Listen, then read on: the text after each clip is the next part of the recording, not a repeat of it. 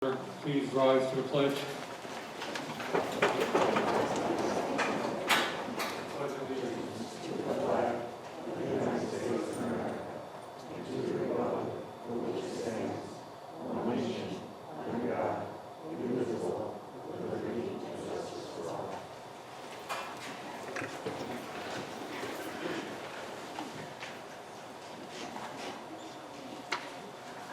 Okay, first we have our public hearing for the Code of Conduct for the 2020-2021 school year, and that'll be reviewed by our superintendent.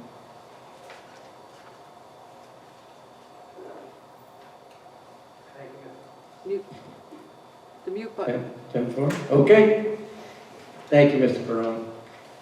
As we do each year, the administrative team reviews, in conjunction with our attorneys, the Code of Conduct, and then it is adopted each year.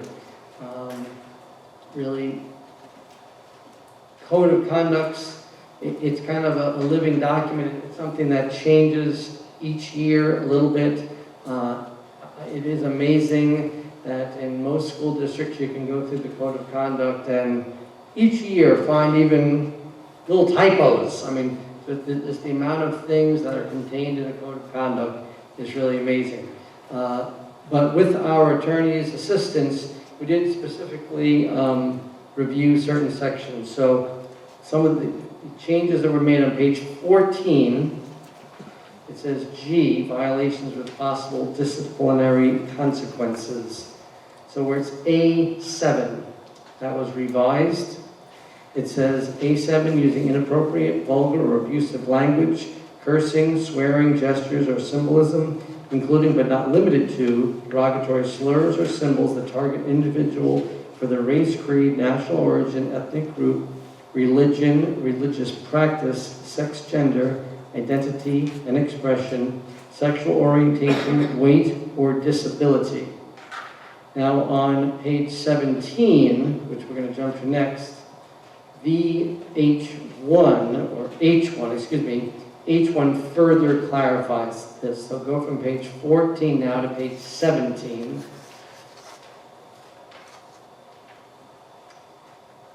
Page 17, the entire H1 was reworked. So description of certain violations. Number 1, use of vulgar or abusive language, cursing, swearing, gestures, or symbolism that target a student's real or perceived race, creed, national origin, ethnic group, religion, religious practice, sex, gender, identity and expression, sexual orientation, weight, or disability.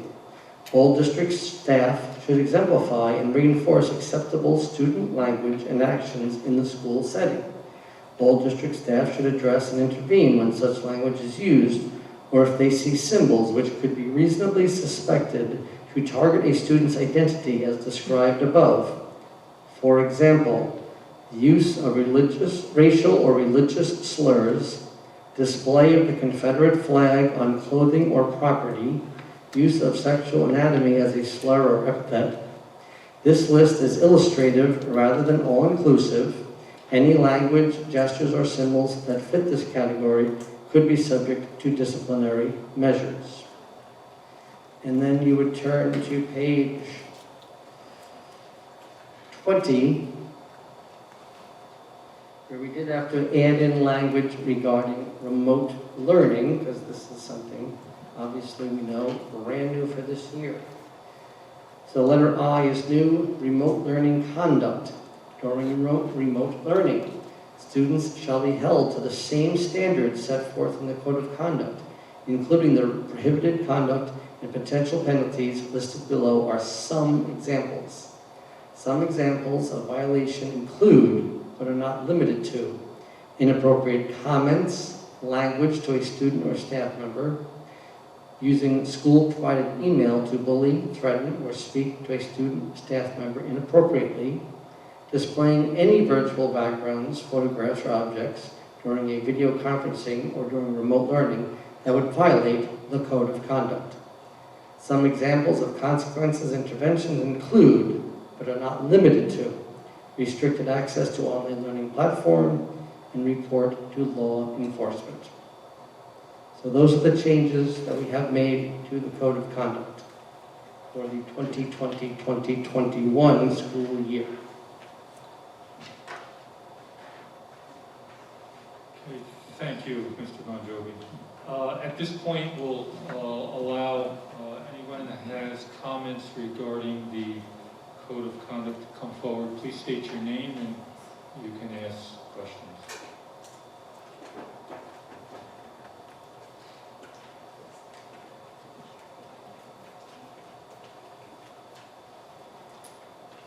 Hello, Dean Riley. First, I want to say that I believe this hearing should be postponed until there is a racial equity committee in place to actually review and discuss the Code of Conduct line by line. Furthermore, we still don't know what that committee will look like, what the role of authority over issues like these will be. The last board meetings still have not been posted online, and there has been no notification of their progress. You said it would be discussed at the last meeting, but we still have not been able to access those last meeting videos.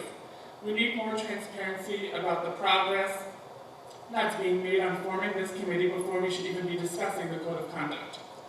As we spoke about at the last meeting, that transparency with the public and community is vital for these conversations, such that I do not believe that posting a small announcement on the website only 2 days prior to a public hearing is acceptable. If you want to host a public hearing, then the public should be made aware of such hearing. The reviewing of the Code of Conduct should be considered with much more gravity and needs to include all stakeholders. And all stakeholders need to be informed when such important issues are being discussed. No effort was made to notify anyone this meeting was happening. Students, parents, faculty, staff, no one was aware this hearing was happening. However, you have allotted this time, so I'd like to use it to highlight and now list several issues the Highland Community Organized Against Racism group has found with the Code of Conduct that we feel should be reviewed and discussed before the board approves the Code of Conduct. First, often the Code of Conduct references inappropriate language is not allowed. However, we feel should explicitly mention how racist language is unacceptable, and then there should be a very specific response and plan to ensure consistency in how racist language and racist acts will be addressed. This should include specific points and procedures, including restorative justice approach, to allow students to learn the effect of their racist language. For example, this could be having a student who said something racist write a paper on how they have learned what they did was wrong and how they plan to move forward and how they plan to change. Of course, repeated acts of racism should be met with more severe consequences. Furthermore, the Code of Conduct often references the word fair. And ultimately, what is considered to be fair is in the eye of the beholder. Thus, we believe that fair should be substituted for the word equitable or just, or at least the word fair needs to be defined within the Code of Conduct. Then the Code of Conduct references under the student expression section, freedoms will not extend to libelous, slanderous, vulgar, lewd, indecent, or obscene words or images. We believe the word racist or discriminatory should be included as well. Another issue is the Code of Conduct often says his/her. I believe at least 26 times if I counted correctly. These all need to be replaced with gender-neutral pronouns. The Code of Conduct also has no formal procedure for students to report teacher misconduct. And as we saw and heard in the testimonies, there clearly needs to be a set procedure and protocol for students to report any issues with a faculty or staff member, specifically to ensure students feel comfortable and ensure that their report will be investigated and taken seriously. We are also in favor of the removal of vague language in the Code of Conduct dress code that lead to the over-policing of young women's bodies. Example, no revealing clothing. Studies from the Women's Law Center, among others, have shown that regulations are enforced in a way that is inequitable. Women of color are overwhelmingly targeted. The collected testimonials from students said exactly what we have known to be true. The same things are occurring at Highland. If the superintendents and school board believe that keeping such language is necessary, then they should also keep a log of all dress code violations that occur with the information about the student's sex, gender, identity, race, etc., so that they are able to track how equitable their policies are enforced. We also feel that the DASA definitions for sexual orientation, gender, and gender expression are outdated and should be updated. Lastly, the Code of Conduct should also stop naming racial violence as bullying, as opposed to what it really is: racism, racial discrimination, and racial violence. Thus, any section in the code discussing bullying should explicitly mention racism as well. Ultimately, the Code of Conduct is a complex manual that deserves more time to extensively be reviewed, and specifically by a racial equity committee that represents the community and consists of stakeholders at every level. If today's vote on the approval of the Code of Conduct is not postponed until there is a committee in place to review, and until the public is substantially notified about such hearings, then I encourage all board members who take racial inequity in the district seriously to vote no on passing this Code of Conduct. And we look forward to hearing more about the soon-to-be active Racial Equity Committee. Thank you. Thank you, Dean. Of course, Dr. LeBlanc is here, and that is going to be one of the topics of discussion.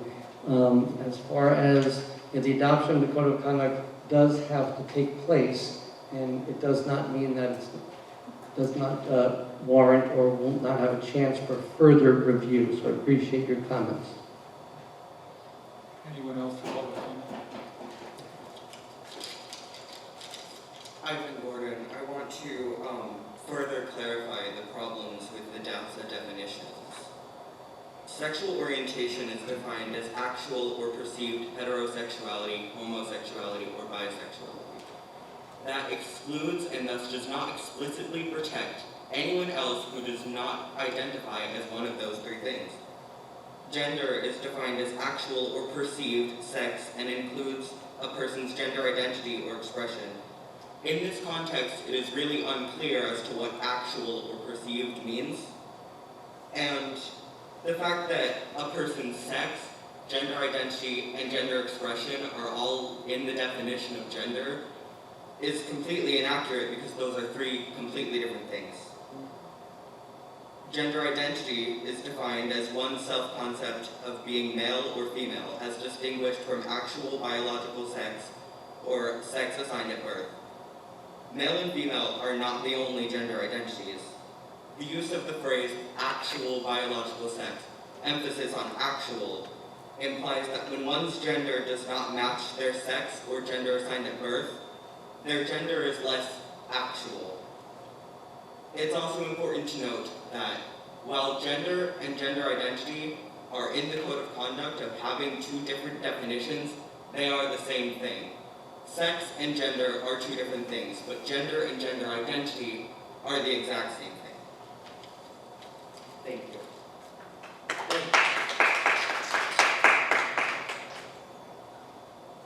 Anyone else for public comment?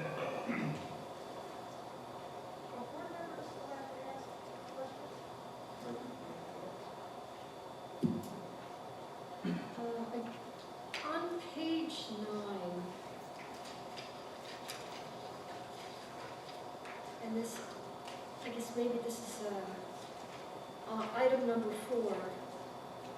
Students in the light of constitutionally protected free speech rights may wear political buttons, armband or badges of symbolic expression. I guess I'm asking this because the atmosphere in our country is so, I don't want to say toxic, but it seems to be toxic. Is it possible for a school district to have within their code of conduct that we're apolitical? It's not.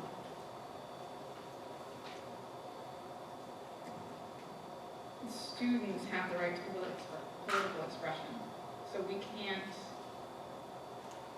stop a student from wearing something or doing something that expresses their political will. So we can't create an apolitical space. Okay. I guess it further relates on page 20 for the remote learning conduct, displaying any virtual backgrounds, photographs, or objects during video conference. Because I'm on the BOCES board, one of my colleagues from another district was telling me about a remote lesson where one of the children or one of the students had a background of obvious political choice. That was his background, and it just made it uneasy. And I know that's free speech, but it made the lesson uneasy. If the political expression disrupts the school environment, then there's more room for the district to step in. But like for a student to be wearing a shirt from one of the political candidates, that's not something, that's political speech. But if it's something that creates a disturbance in the whole school environment and makes it so students can't learn or creates substantial disruption is the standard, then we can do something. But for the most part, political speech is free speech. Thank you. And I just wanted to know, as far as the DASA definitions, just so you're aware, that is the language from the DASA legislation. So that's the language that we use in there. Your points are duly noted, but that's why the language is there. Sarah or Tom, this document has been reviewed by our legal team. Yes. Another question, in regards to this document, the changes that were made this year have been highlighted in the document that's on our website. I know in previous years we've kind of identified either in italics or highlighted. That hasn't been done. I don't But think so. you've identified the changes made for this school year just recently, correct? Correct. Okay. So this document has been on our website for almost a whole year from last year's adoption, with just the minor revisions that were made for this year. Correct. Okay. Is there any other comments from the public? Okay, we'll close the public hearing in regards to the Code of Conduct for the 2020-2021 school year. And later on in our Board of Ed new business will be a resolution to adopt the Code of Conduct. Okay, we'll open the meeting up to public comment in regards to agenda items only.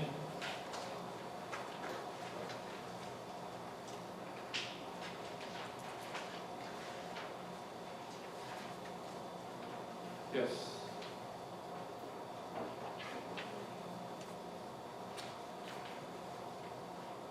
Alan, I was wondering when we get to the part about the expenses to the district because of COVID-19, be able to enumerate some of those when we get to that point? We can ask our business officials to do that. Anyone else for public comment? Okay, we'll close public comment. We have two special presentations this evening. The first one will be an update on our capital project, and Mr. Tom Ritzenthaler from CSR, principal at that firm, will give us an update. Tom? Good evening. Yeah, we'll wait for fire up the. I would be able to advance here. Nope.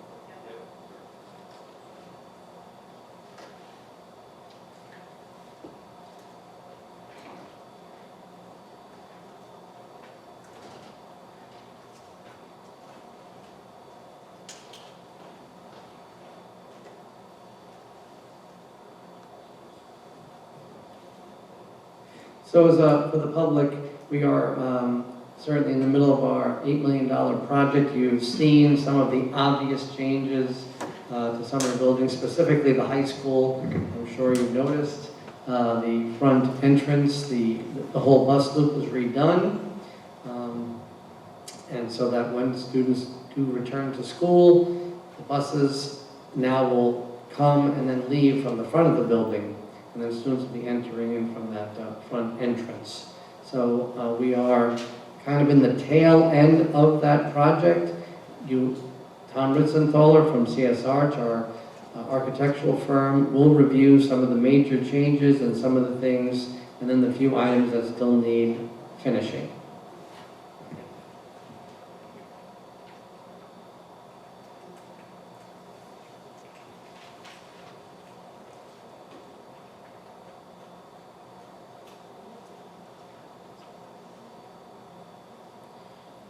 switch this out for a PowerPoint file so that we can advance it a little bit easier.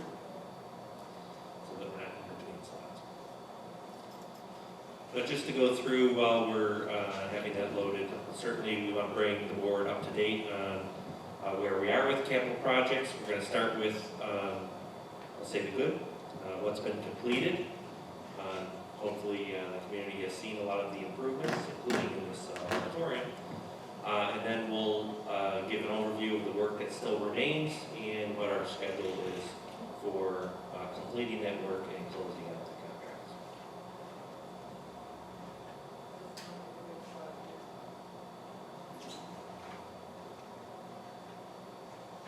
Doesn't like it. Slides shut, put it in. You gotta lift the computer a little bit, you get out both sides. There we go. Thank you. I've come across that before.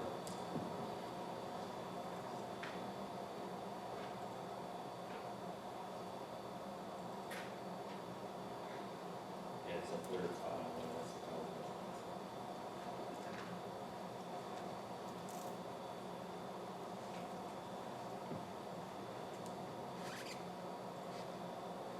Okay. That's good. Thank you very, very much. So we talked about the agenda, so let's talk about work completed. So we're going to start at the high school, or I'm sorry, the middle school. So middle school, we did exterior lighting upgrades. Again, this was to replace existing light fixtures with new LED energy efficient fixtures. We also added LED fixtures to increase the lighting levels around the building. Again, that's for safety and security. We did some emergency lighting upgrades within the building. Again, at the interior, we replaced the existing fixtures with LED fixtures for energy efficiency, and now those are actually the ones required by code. And then we added new emergency fixtures in certain areas of the building to provide that emergency coverage throughout the entire building. So where they didn't exist previously, and the newer code mandates, we put them in different areas to promote health and safety. At the high school, of course, the exterior lighting upgrades, we replaced existing light fixtures with LED fixtures. We added, and again, similar to what we did in middle school, we added the LED fixtures as required to increase those lighting levels around the building as well. We did some HVAC damper replacements in fan rooms. Those are replaced with new. We did some locker room heating upgrades in the boys and girls locker room storage areas that didn't exist previously. Some work that everyone won't see on any given time. We did an isolation of the switch rack that serves the IT in the building. We relocated that rack from inside the boiler room, and we created kind of a designated server room with a fire separation. And we also installed some mechanical cooling for this space to protect that equipment and give it a much longer life expectancy. Of course, in this room, the auditorium, we did the stage curtain replacement. So you can see the nice new stage curtains, all new fire retardant curtains have been replaced. And then out on site, we did upgrades to the sewer pump station. So this is obviously something people won't get a look at. We hope they don't see. We hope they don't see this, but we've replaced all those pumps, control valves, disconnects, alarms, and then the training for this equipment took place this week. So that was nice. Of course, everyone as they drove to the school today saw the nice new sign out front. So the training for that sign is taking place October 2nd. October 2nd. So that we'll have our personnel here at the high school first need to be trained before we can turn it on, and then once they have that training, you'll see then, some nice informational messages on that new high school sign. So it's fully installed, it's all connected, but until we have the training, we're not going to turn it on, so we don't break it. So, and obviously the biggest change to the front is we put in the new bus loop and the dedicated parent drop-off and pickup areas. In that dedicated pickup area, the drop-off and pickup area, we've also added visitor parking spaces, and then we've got the crossovers to make a very safe circulation path into the front of the school. And of course, everyone can see the new sidewalk that runs from the central office entry all the way across the front of the building. Again, a nice 10-foot wide walk. That's what's required to unload students and have them load onto the buses as well. If you don't remember, there was never a sidewalk, so I would many times be sitting in my office and see people who, aren't quite sure which entrance to go in, and then they're walking across the front lawn because there was no sidewalk there. So now there is a sidewalk that goes across the whole front of the building. There's also a sidewalk that, when students come back, of course, for those people who've recently been in the high school, a lot of students used to go over to Wilclow's for a free apple, but there was no sidewalk to walk to the street. So that was unsafe. There was also a sidewalk that connects right to Pancake Hollow. And there's curbs, again, to protect cars and to protect vehicular and pedestrian movement. So there's new curbing everywhere as well. Of course, we've done landscaping. You'll see the bio-retention areas are required for storm runoff in the front of the school as well. I've got a couple pictures. So this is one of the bio-retention areas at the bus loop entrance. It'll grow in and hopefully grow up. And over the next couple of years, it'll look a little bit nicer than that. But this is required for stormwater retention. Of course, you can see the new, on the left is the parking and drop-off area for the students, and on the right is the bus loop. You can see the line path to the front door, and also you can see the new LED lighting that illuminates this entire area.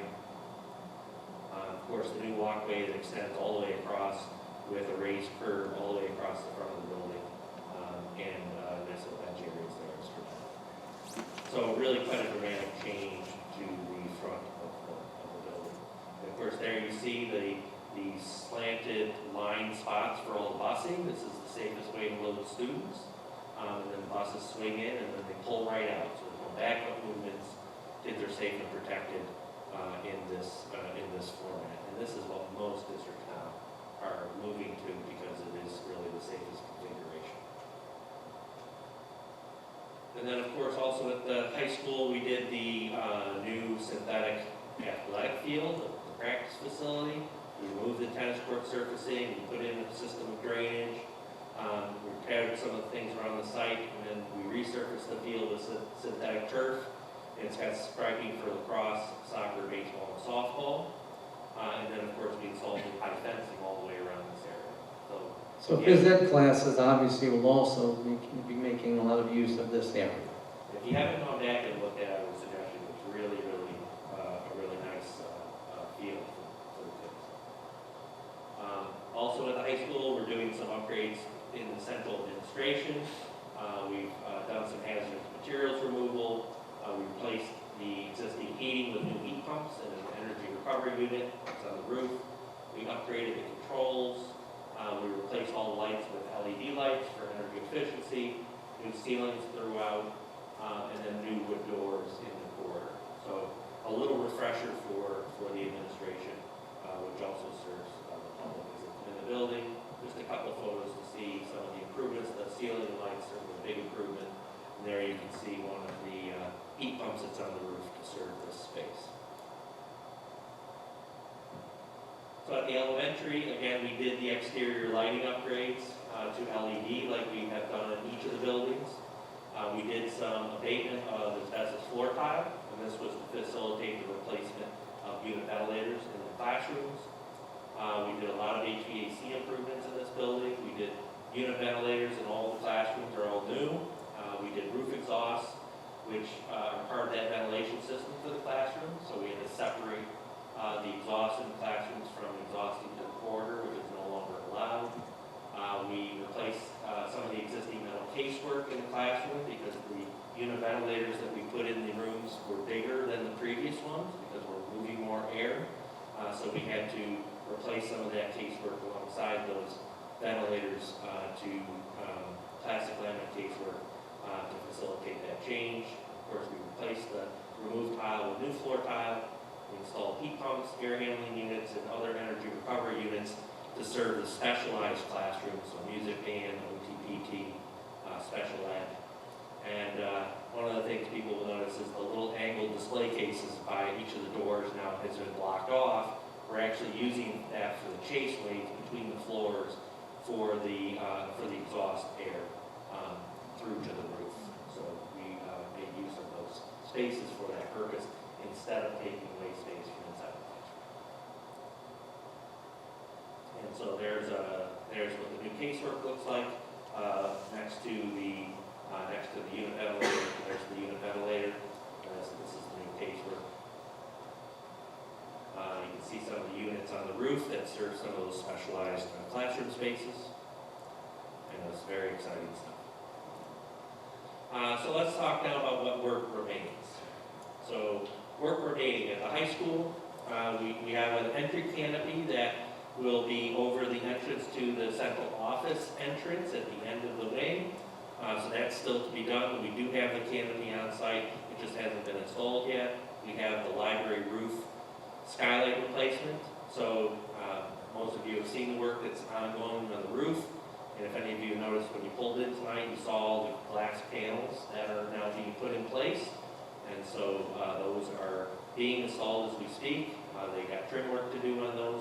The skylight looks very, very nice. If you happen to go by the library, take a peek in so you can see what the skylight looks like.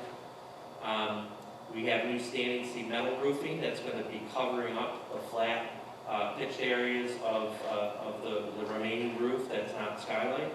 So it's not a complete cowl wall system like it was previous. We've got insulated wall panels that will be on each end.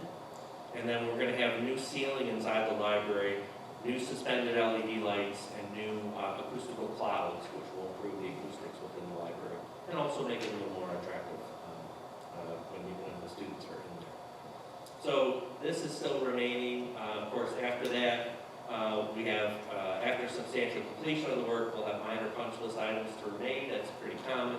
And then we've got to go through the closeout process with warranties and manuals and any of the required training of different systems to where we can get to a final payment and then close the project out in full. So here you can see the roof work that's ongoing. Again, this big flat area here is going to be covered in metal. It's going to be standing seam metal roof. The very top is where the skylights are. They're in now, and they're trimming them out. So they're really coming along. And then from the inside, so this area that you see here covered in plywood, that's all going to be the skylight. So you're going to see daylight through there. It's going to be actually quite nice. You can see the drywall's all been prepped, getting ready to paint that. We're going to get ready to paint the sides as well as part of this, and then they will be able to hang the lights and then hang the clouds. But you can, if you could leave that picture up, Tom, so anyone who's familiar with the high school library, of course, it's called cowl wall, but kind of like that see-through roof, looked nice, but really, in the end, it really wasn't overly practical. If you've ever been in there for a class or being in the library, it got very hot. It was like a greenhouse, basically, so it got extremely hot, and the sound echoed a lot. So, kind of picture, that's the ceiling now, so it'll have a regular white ceiling, and then just the center will be a skylight. It will look very dramatic, and there will be, when Mr. Britzenthola says clouds, so they'll be kind of like, you've seen them in different places, kind of like a sound buffer, so that the sound won't bounce around when you're speaking in there. And we'll have much better light control because there won't be this just, right now, the cowl wall was all light all the time. It was very hard to control it, very hard to control the heat, so we're trying to correct those situations. Also improving the illumination in the library with the new LED fixtures from what was there previously, and then an improvement on the acoustics as well, trying to eliminate a lot of that echo. So at the elementary, we have a few of the units, ERP units that energy recovery units that haven't come in yet. They're going to be in this week. These were delayed because they weren't available because of the pandemic. A lot of materials got pushed because factories closed for periods of time. So these are due this week. They're going to be installed on Monday, and then TVS will come in and do the final programming of the units into the BMS system, and hopefully that'll resolve that portion of that project. Again, we're going to have to go through, once everything's substantially complete, we're going to start our punch lists for the contractor of any items, minor items that remain, and then of course close out the warranties, the manuals, etc., before we can issue any final payments and close the project out. And then at the middle school, we're going to be replacing some of the pedestal lights outside. That's still pending. And then again, we have punch list work to do once we have pretty much substantial pencil lights, but we do have minor punch list items that remain. Can you explain what punch list means for the public, Mr. Rickland-Fuller? So when the project reaches substantial completion, it means everything is actually installed and in place and hopefully operating the way it should. And then as the architect and the engineers go through and we look at the installation and any minor things that still need adjustment, might be a little ding in a paint that need to be touched up, things that, need to be done to make it kind of that finished installation. Those are called punch list items. So it's the item is still substantially complete, but there are still adjustments that need to be done. And so we issue a punch list to the contractor, and then they have to sign off when they're complete with it. We look at it again, and until we sign off on final, they still have to open their contract. And until such time, we hold what's called retention. We hold a percentage of their contract value back. It's controlled by the district until they finish those items. So, and then, once we get through that process, they have to do the closeout paperwork, as-built documentation, warranties, any manuals for any of the equipment, any of the training. And then once those are accepted and complete, signed off on by my office, then we can address the issue of the final payment of the contract. Just a quick question, what is the anticipated timing for the library completion? So we're coming now, glad you asked. So next, let's talk about schedule. Yeah, good time. So completion of all contracts. So and really all these contracts, the real completion of the project is really going through the library, right? The library is the thing that is on schedule furthest out from anything else. So right now, what we're hearing, what we're targeting from this contractor, based on the work they have complete to date and what they have left to finish, is a date of October 20th, 2020. So that would be to be substantially complete with everything in their contract. Now, remembering that the district may be going back into session in early October, the contractor will then have to move to a second shift so that we aren't having any impacts to the education in the building. So we're completely separating kind of work time from student programs. That second shift means they're working, in the late afternoon and evening after students are gone. Yeah, 3:30 to as late as 11 o'clock. So, for working on the exterior of the building on the roof, they'll have to bring in light towers, they'll have to illuminate the work site in order for them to complete their work. So then after that, after they reach substantial completion, again, we're going to go through that punch listing process. And we're targeting that work on the punch list to be done no later than October 30th. And then after that, we have the closeout of contracts, the warranty information, as-built. Usually that takes, another 3 to 4 weeks to just finally close out everybody, issue final payments, and have all that documentation in hand. So, but the real benchmark date is October 20th to have that library substantially complete. All the other work at the other buildings will already have reached that plateau.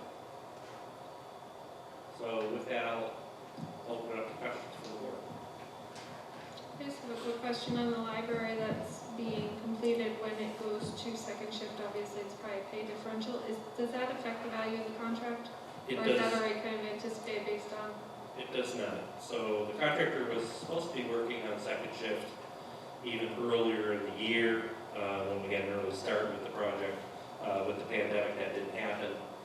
But no, we don't anticipate any additional costs for them working second shift into October. Thank you. At least none that I'm going to approve. So. Any other questions from the board? Good. Well, Tom, thank you for the Thank you. presentation. I think it was well received, and we're looking forward to completion of the project. We are as well. Thank you.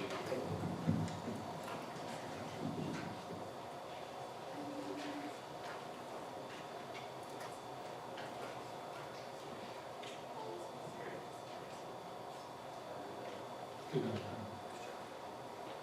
Our next special presentation, the district had done some research, and we looked out for some consultants in regards to moving us forward with our climate and cultural racial equity initiative. We have brought on board Dr. Jess LeBlanc, and he's going to give us a presentation of what he is going to move through and the process and what he's done already and what he's going to continue to do. So Dr. LeBlanc. Thank you very much. Good evening. I appreciate the opportunity to speak with you. I just want to share with you a little bit of my background before I begin. I'm a professor at Hunter College in their School of Education. Sure.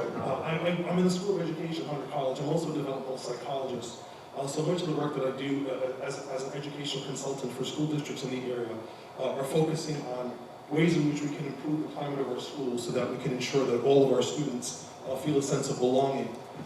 In early July, I had the opportunity to meet with your school board, members of administration, to learn of their interest in addressing some key issues that were brought to their attention at a prior board meeting that specifically focused on issues related to racial injustice, for example, bias and discrimination.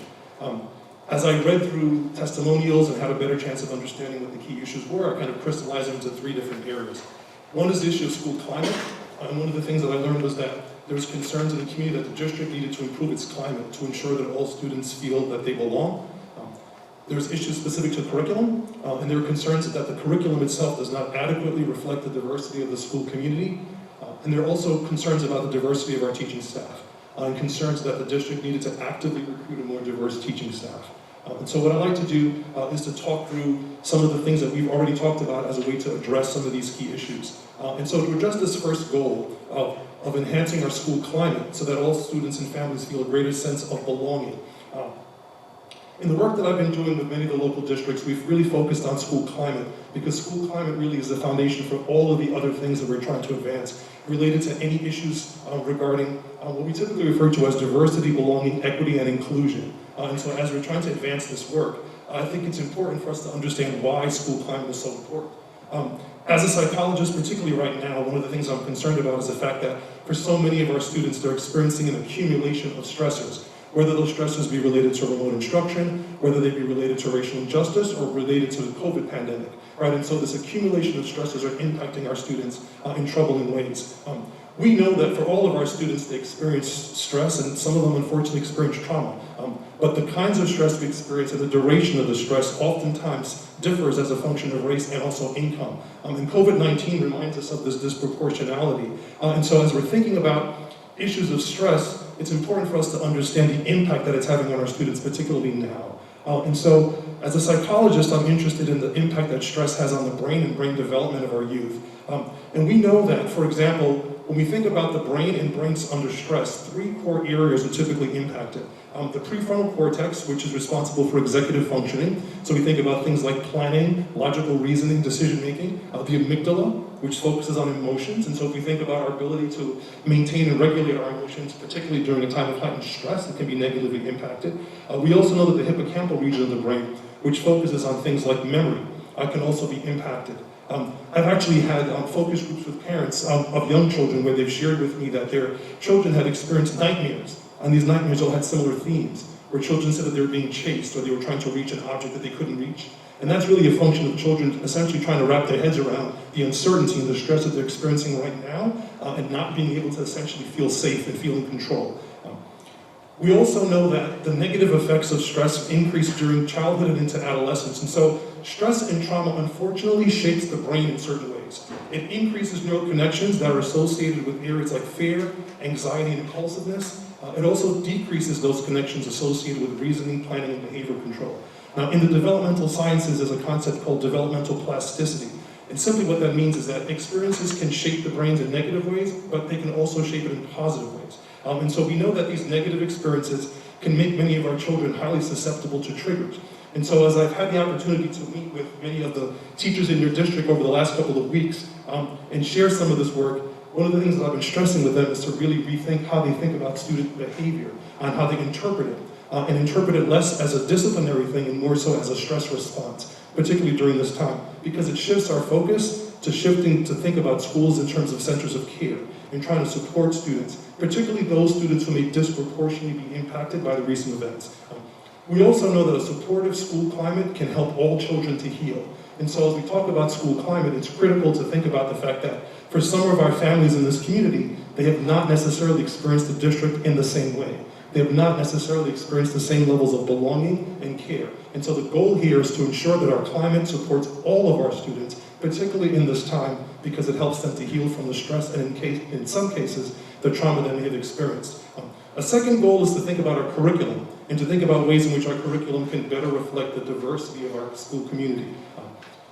To that end, New York State created something called a culturally responsive and sustaining education framework. And one of the things that we're looking to do is to think about ways in which we can use our knowledge of our students, a knowledge of their lived experiences, in ways that can help learning become more appropriate and effective for them. And so we have to think about who our students are, what their lived experiences have been.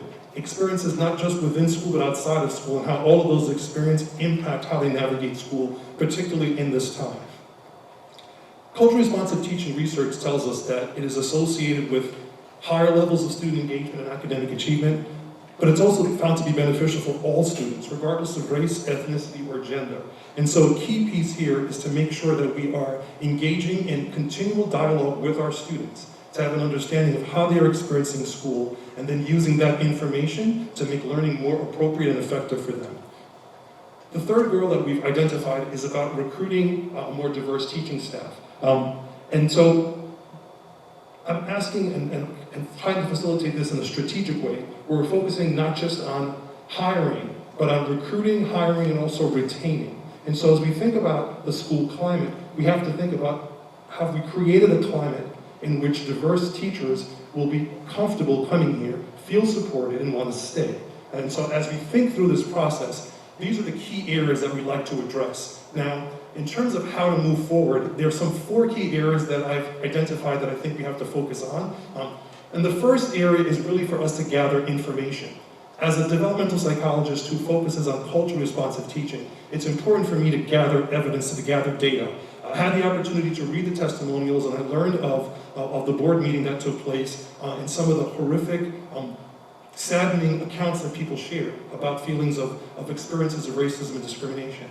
What we need to do is to gather more information so that we can be more data informed as we think about our steps in our process. To that end, I have already begun to hold up. I had one parent focus group that I held just, I believe it was last week, and I have another one planned for another couple of weeks.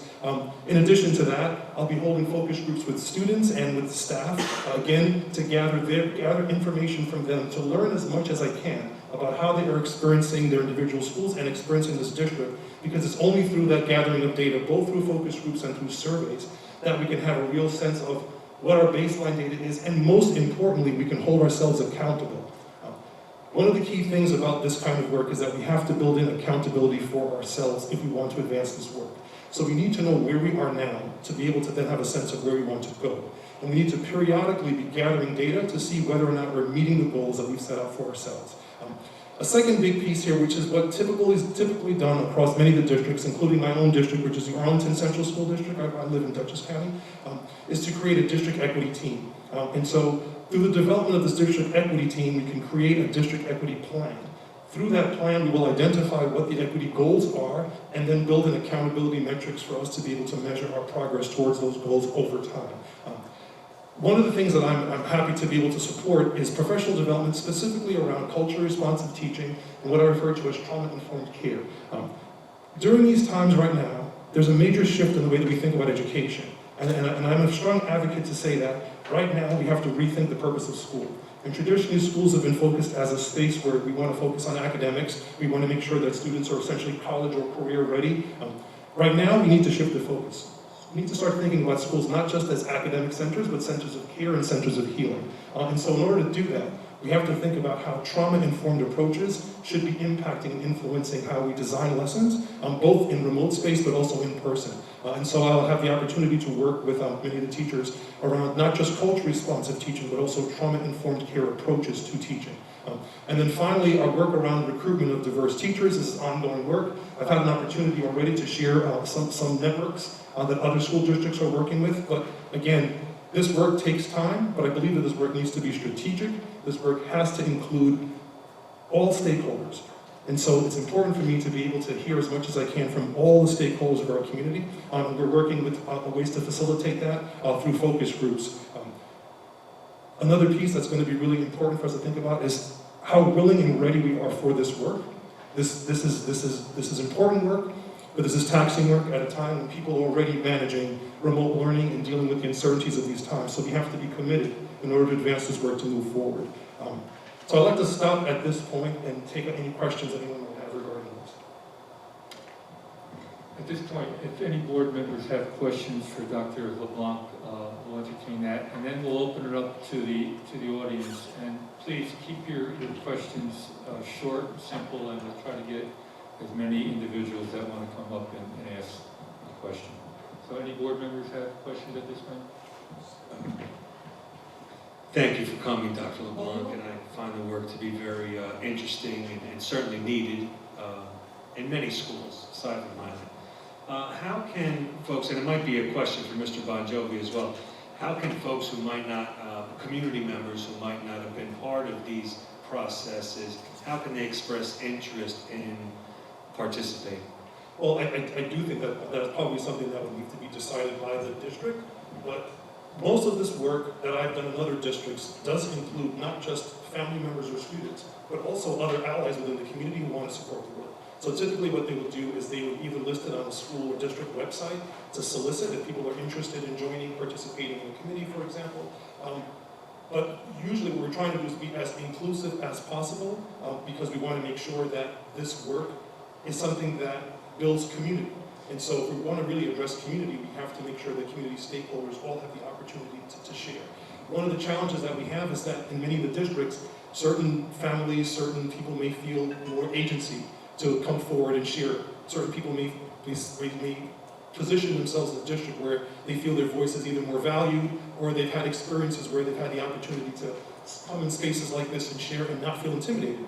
For other members, particularly some of the members from my own community, may feel much more intimidated about certain spaces. And so we also have to think about the different avenues in which people can participate. A formal space like this may be one, committees may be others, but even smaller group settings may be also beneficial. Sometimes even one-on-one conversations. I've had the opportunity to do focus groups with board members and asked them to invite other people. I've met with parents and said, hey, is there somebody else who typically wouldn't come to a meeting like this, but who you think might be somebody? Would you mind coming with them? And so that way to kind of build some of that broader kind of community outreach. But I do think that it's important to broaden the amount of community stakeholders that we have in the process, I think benefits us. Thank you. So just to add to, there we go. When we started with the focus groups, we sent out on social media for people to contact Carly Jacobson, who is our administrative assistant in the central office. So that's one way that people can reach out and show their interest in either focus groups or any part of this process. Her email address is cjacobson, CJACOBSEN, @highland-k12.org. But then we'll also have other opportunities as we move through this process, depending on the committees that we form and, again, just the other opportunities that come up through the whole process. And Dr. LeBlanc is actually, he'll have his first day in district tomorrow with us, so he'll be talking in person with our administrative team as well as with some of our teachers and getting a picture of the district a little bit more. Any other board member? Okay, we'll ask the audience, anyone that wants to come up and ask a question, please come up, state your name, and you can ask Dr. LeBlanc or the board a question.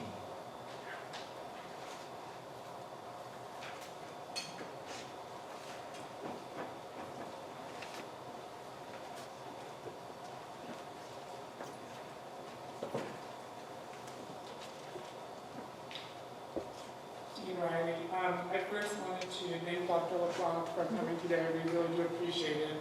I'm glad to hear you read through those testimonies because we did take some time to collect those, and I hope you saw the horribleness that our students are dealing with.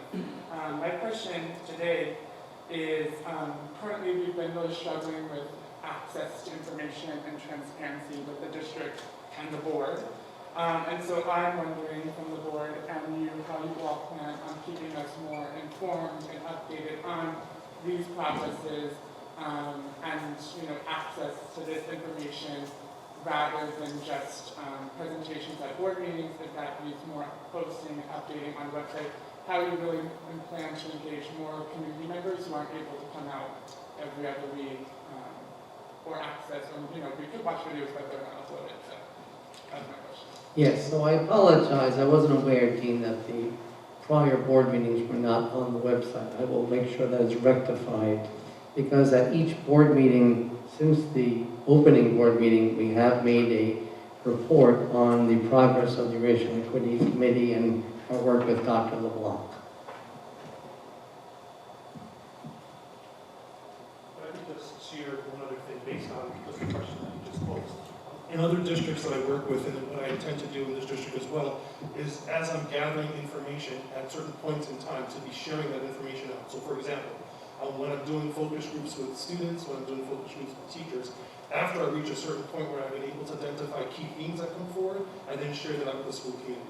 So I have the opportunity periodically to come back and do either full faculty presentations or really at the discretion of the district, whoever they want me to talk to share out. Because it's not, I have the privilege of being able to talk to a lot of people across a lot of different schools. And even in a district as small as this one, because I work with districts that are much larger, still people don't necessarily communicate in the way that you think that they might be able to, right? And so it's important for me to be able to not have information just resonating in my head, but to be able to share it out. So I'll be doing formal presentations to share out things. I also solicit the questions to ask.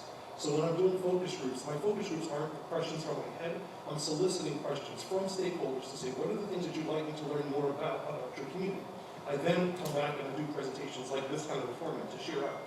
Here are some of the key questions that we're going forward. Here are some of the key things, key findings. And then most importantly, now that we know, what do we do? And so we have to then think about action steps related to those key findings. But the idea here is that it has to be a loop that's continual, that's purposeful. And I used the term earlier, accountability, and I used it more than once because I think it's important for us to think about an accountability that we build into any process like this. And so part of it is data gathering and data reporting, but then developing action steps based on the data to be able to think about what do we need to do. And that's the reason why surveys are also going to be important and focus group data will be important to be able to move this work forward. Is there any other questions for Dr. LeBlanc?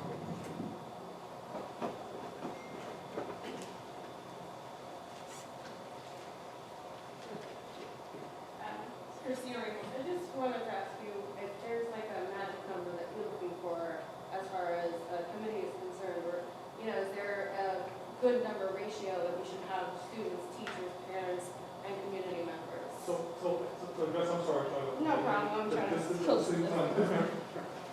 And so typically when we think about equity teams at a district level, what we usually will have are representatives from individual schools. So typically we'll have a teacher who's the facilitator of the school level equity team, along with a student representative. You may have parents. Sometimes the parents are members of the PTA, but they don't have to be. And so you would have school level teams. The facilitators at the school level will then become part of the district team, along with the student representative. So basically each school has people in place to facilitate the work. They then come together to form the district level committee. The issue in terms of numbers is really about trying to be sensitive to the fact that people are working, people have jobs, there's lots of other things that they're doing. And so I try to advocate for not asking people to make a longer term commitment, but a shorter term commitment if they're able to. And so I find people can be much more helpful if they're committing to, let's say, 2 months or 3 months or 4 months, rather than saying, I need you to be in this committee for a year. And so I think it's just more respectful of people's time and their energies, right, all the things they're trying to juggle. I think that our work has to be guided by a broader plan that identifies what our board goals are. Right now, I was able to kind of identify some key issues, but that's different from goals. And so we have to set specific targeted goals that we want to advance. So for example, if it's a curricular goal, to say one of the things we want to focus on is enhancing culturally responsive teaching practices, we have to think about what that means. And so we have to start with what are the things that we're already doing well. I'm a big proponent of saying let's build from what we're doing well rather than assume that everything's broken, right? So part of it is let's go and learn some things. Let's go see what are some of the key signature practices that we think have been impactful, and what are some of the things we need to build up from, right? And so that's going to take some time. Then we can think about professional development. Could it be we have to have PD? It doesn't mean we have to have different kinds of resources, books, all those things. Right now we're in the first phase of the work, which most people think about as like the awareness phase. And we're really just trying to get a sense of what the core issues are before we can start to think about what are going to be our strategic steps. I want to make sure that this work is impactful and that it's sustainable. And so that's why I don't want to be overly reactive to moments in time, but more so to gather enough evidence and information to be able to create a strategic plan moving forward. Thank you.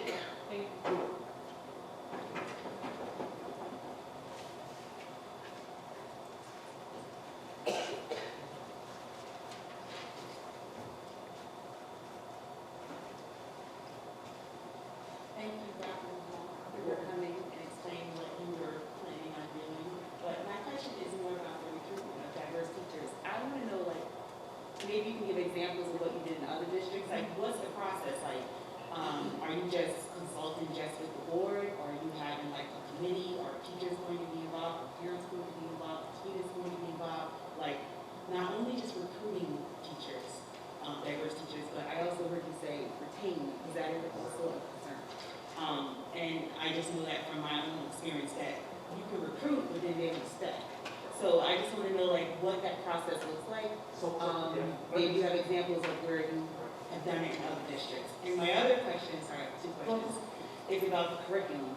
How are you doing that? Like, is that something you're consulting with the board? Are teachers going to be involved? Are you using examples of what things should be taught in curriculum and what things should actually be removed because it's outdated, it's, you know, just things that really are not even taught in other school districts or in our state. So I just want to know, like, how is that?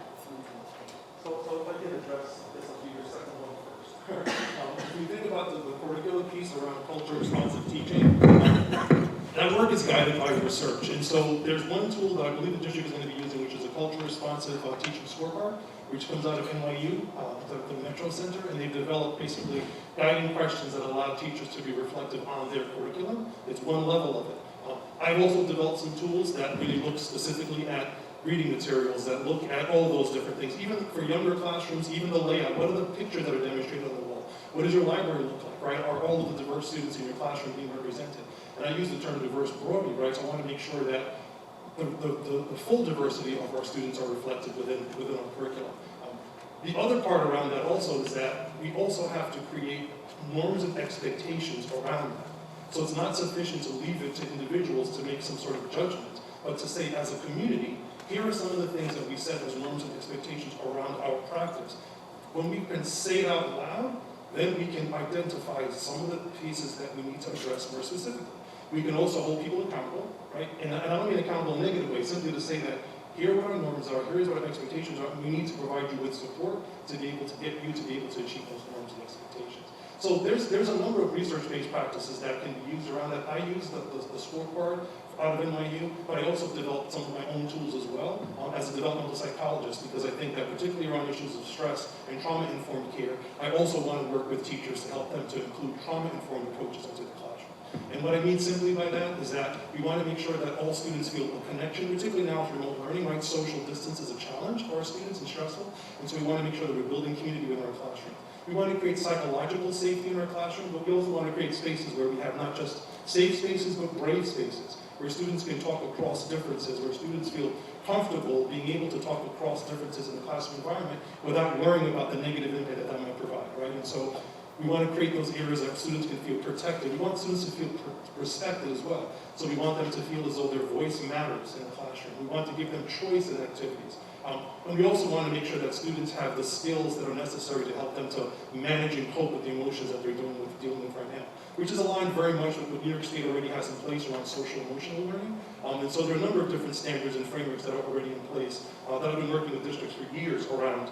And I know that your district as well has been advancing some of that work. And so there's some strategies in place around culture responsive teaching. And I have to say, like, I'm one dude, right? So I only have a certain amount of bandwidth to be able to support a district. And so typically when I work with a district, I start with a school, and then we move from there. And so those are conversations that we'll still have about where is the most appropriate place for me to start with this work. But the work in the district that I'll be doing really has two taps to it. One will be at the kind of school level support and curricular support, but also more broadly district level support to help advance their DEI goals, diversity, belonging, equity, and inclusion.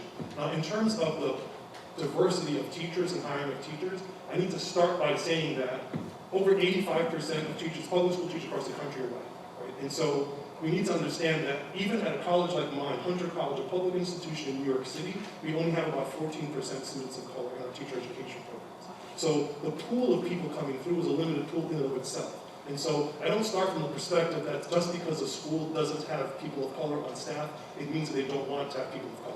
The issue is more about the practices, the approaches that they take to hire, right? And typically what happens is jobs get posted on OLS or someplace, and it becomes the relative of somebody who's teaching there, or the friend of somebody who's teaching there, or what have you. So it kind of recreates itself, right? We recreate the same level of disproportionality. So what we have to do is actively recruit with diversity in mind. And so, for example, there are other school districts that work specifically with HBCUs. They work specifically with other organizations that have been charged with recruiting more diverse faculty. One is called NEMNET, and I brought that to the attention of the district, and we'll work more around some of those connections. So there are local districts that partner with organizations that do this for a living, right? And so at a time of limited resources, we have to make sure that we are strategically connecting with other organizations who have a track record of doing this work, rather than trying to do it on our own. But the other big piece too is from a community perspective, is we have to think about the story that people tell about the district, right? And whether or not that's a story, that is one in which can actively recruit people who are not from the community, right? Because most people, I teach teachers, I teach people who are going to become teachers and counselors. People want to live in the community where they work, right? They want to feel part of a community. And so we want to make sure that this is a place where when people come, they feel as though they will be mentored, they will be supported, they'll have an opportunity to grow, right, within the community. And so that's why I think the school climate, school community piece becomes so important, because it pays dividends for all of the other things we're trying to address with this work. So also, not all, but most school districts in Dutchess, Ulster, Sullivan, and Orange counties are members of the Mid-Hudson School Study Council. And I must have missed a meeting because somehow I'm the president of the Mid-Hudson School Study Council this year. And I know that one of their projects that they're working on is, a goal is to create, develop resources for all school districts in the do so, to help them, recruit, more diverse teaching staff. And we'll be looking into also, several, a few districts I know, in Sullivan, they also are in the TSTT, Today's Students, Tomorrow's Teachers, which is a more longer term program, but it is a viable program where you identify your own students in about the 8th grade, and then it's a program that you guide those students into an education program. So the idea that you hire them when they graduate college. So it's a long-term solution, and that is one program that I know that Fallsbury has, and they have hired some of their former students.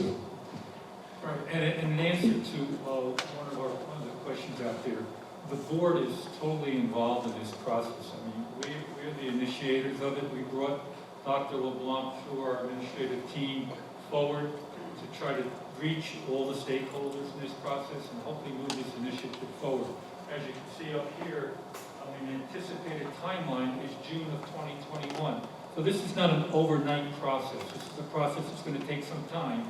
And with the help of Dr. LeBlanc, we'll be able to move through and be able to take this initiative to the next level. So the board is behind this as a whole. We made the decision as a board collectively to move forward with the research for a consultant, and we have brought Dr. LeBlanc on. So we're in that full force, and hopefully we can bring all the stakeholders together. There's another question back there. I speak pretty loudly, so I'm just going to stand back here. My question is, how do we measure success? Your name, please. Melissa Swinton before. How do we measure success? Because that which gets measured gets done. So we've been talking about certain issues for many years. So I want to know, how do we measure that these efforts were successful? I'll take the first attempt at that answer. If you notice, the first thing that I put there as an action step is baseline data. And so none of the work that I do lacks data-informed process. And so we want to set goals. And so that's why I mentioned the idea that this equity work has to start with equity goals. We have to name our goals first. And so a goal might be we want to increase our teacher diversity by X percentage, right? We can be very specific. We can look at what our time one data tells us about our school college. These measures don't have to be created by all of us. There are organizations, there are measures that already exist. One's called the Panorama. school climate survey that's done. There's an organization called Panoramic Education, along with the Harvard School of Education. They've created a survey. Many of the districts that I work with are utilizing both surveys. And so what we're doing is saying, at the beginning of the school year, here's what our school climate looks like based on these surveys, along with the information we're getting from the focus group. Once we have that data, which I'll be happy to come and share out, to say, here's the status of where we are now. Based on that, what's a reasonable goal to set over X amount of time, right? And so we need to gather that data, and then we need to continually gather the data. And so we want to be able to say, at time one, here's what our data is telling us. Now, at time two, how do we improve? Our ability to measure success is going to be based on our time one data. And so it's going to be key for us to identify what our goals are so that we can get good data to be able to then measure over time. But we can't answer the question that you posed, which to me is the central question, until we start with what our goals are. Right? We have to identify what those goals are first, because if not, we don't know that we're making progress towards goals if we haven't articulated. And so that's really the first phase of the work, is really to start with that. Is there anyone else? Dr. LeBlanc, I hope you also increase your survey groups to include our administrators, our teaching staff, our support services people, and why not Board of Ed also? Oh, no, of course. I mean, I had an opportunity already to, I believe I met 2 weeks ago with the full, I believe it was support staff as well that participated. So, yeah, I'll give a little overview on that. I was going to do it later in my report, but so for our opening days, Dr. LeBlanc did 4 presentations. The first one was to our entire support staff, so that was bus drivers, custodial staff, food service workers, TAs, aides, they might have been the building level, but that was one group, and then he did a presentation for each of the 3 school buildings.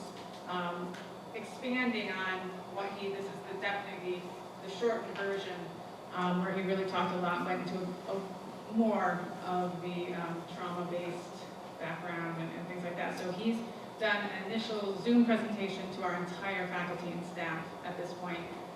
Our focus groups, the parent focus groups, those are happening in the evenings via Zoom. And then he'll be coming, like I said, tomorrow. He's meeting with our administrative team in our regular weekly cabinet meetings. And then we'll be setting up focus groups within buildings. So he'll be meeting with different smaller groups so we can have more in-depth conversations with teachers, support staff. We'll set up a time for Board of Education discussions as well. So yes, the real goal is for him to get a 360 view of our sort. And sorry, I didn't mention students either. He will be in district 2 days a month, and students will be a big part of that experience as well. Is there any other questions? Thank you, Dr. LeBlanc, for your time. Okay, we'll move on to acceptance of reports. Be it resolved, the Board of Education, upon the recommendation of the superintendent, approves and acknowledges reviewing the following reports. Board of Education meeting minutes, August 18, 2020, to Treasury Report, June, July, August of 2020. Can I have a motion, please? Motion by Heather, second by Sue. Discussion?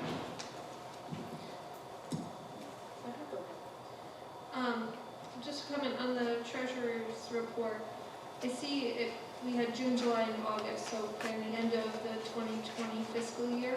And it did look like we had approximately, I believe it was 1.5 million in unappropriated. Just wanted to gauge from you how that is compared to what we expected to have. Was it in line with what we needed to have and expected to have? Yes, the ending fund balance was just under the 4%. However, we did carry over quite a large dollar amount for encumbrances, specifically for COVID purposes. You'll have further details when we meet with the auditor. I believe it's going to be within 2 or 3 weeks, but we ended right where we thought we would. I appreciate you making them available to us as soon as possible.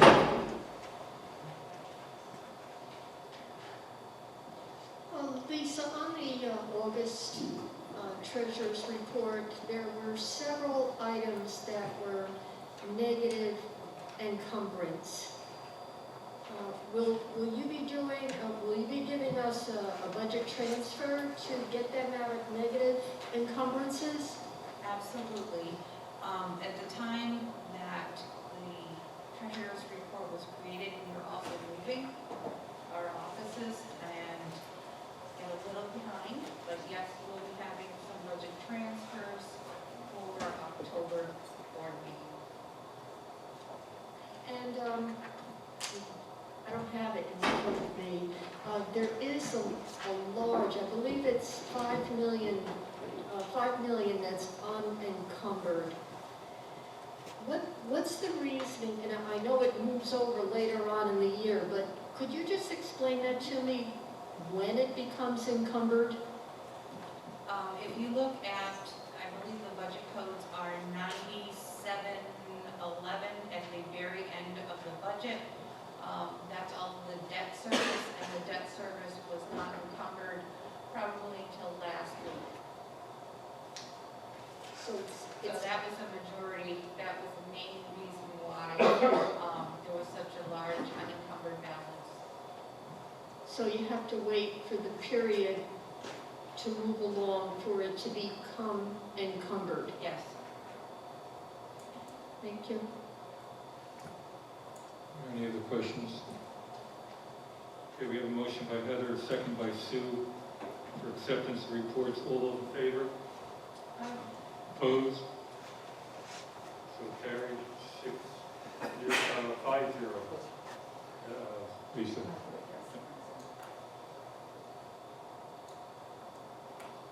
Okay, our principal's report. This is a long time coming, right, Joe? Long time. Long time. Welcome back. Happy fall. Yeah. So just an update to the principal's report and for the community. I sent a robocall out today. The highly anticipated Highland Elementary yearbook from last spring finally arrived. So we have calls out to all of the parents that put one on reserve. We do have some additional ones available. So parents had started arriving over the last 2 days to pick up their copy for their child. All fifth graders from last year, current sixth grade, got a book for free. So those folks were all notified today by email. And I just want to thank my faculty and staff for all of the hard work that they've put in the last few weeks. Tremendous undertaking to try to get remote learning up and going, but they have been working tirelessly to get learning packets together. And although we don't have students on campus, some of them are sneaking on with their parents to pick up their learning kits, so we are getting to see some smiling faces, so that's nice to see. We do keep them socially distanced, and Ray does a really good job at the door. Their bags are all assembled in the lobby, so almost every grade level and every class has had a pickup day. I think there's just a few third grades that are still finalizing and getting things picked up in the next few days. Any questions? Yeah, one question I probably will ask each one of the principals.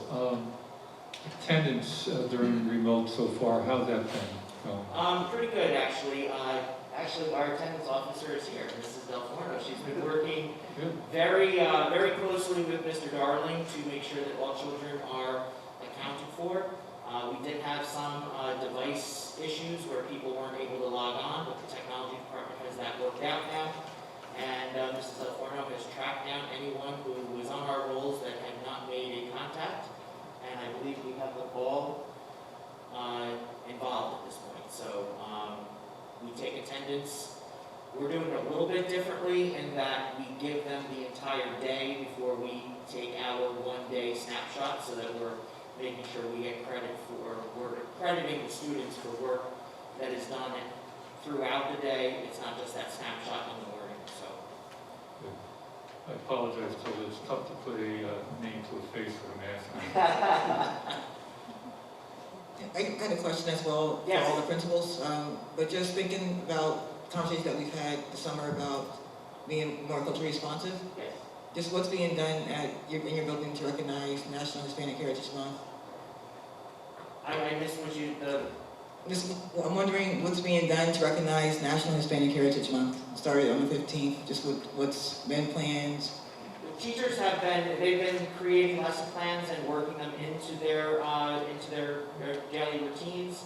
I also mentioned in my report that quite a few hours went into research trying to find titles to be put into our classroom libraries representing all cultures. And I guess it's a good thing, but it was a bad thing for us in that many of the titles that we wanted to add to our classroom libraries were sold out. I think because the nation as a whole is taking this very seriously. So some publishers are behind in getting certain titles printed, but we have a list of titles, and we're continuing to, we're on waiting lists for some titles, and Mr. Darling did a lot of work this summer to get those books, and they arrived the other day, and they're in classroom now. But that's for all cultures overall. Thank you. Joel, while we're on top of the libraries, it's great we're getting new resources in the library, but existing resources that might have been on loan or students that take it home. Actually, this will be for all three buildings also. Yeah. Are we having an issue? Do we expect an issue getting those volumes back? We actually, in the spring, when we did... Is it a problem also? I'm sorry? Is it a problem where we have not gotten stuff back? Yes, there are some titles that we have not gotten back, but we had a major push in the spring when we did device returns and textbook returns. We also asked for library books at that point. The librarian has, in all of her library classes, has done a push to have children bring books back when they're coming to pick up their learning kits. We have a library box in the front lobby, and it's getting quite a few titles, returned right now. But we had a majority of our titles returned in the spring.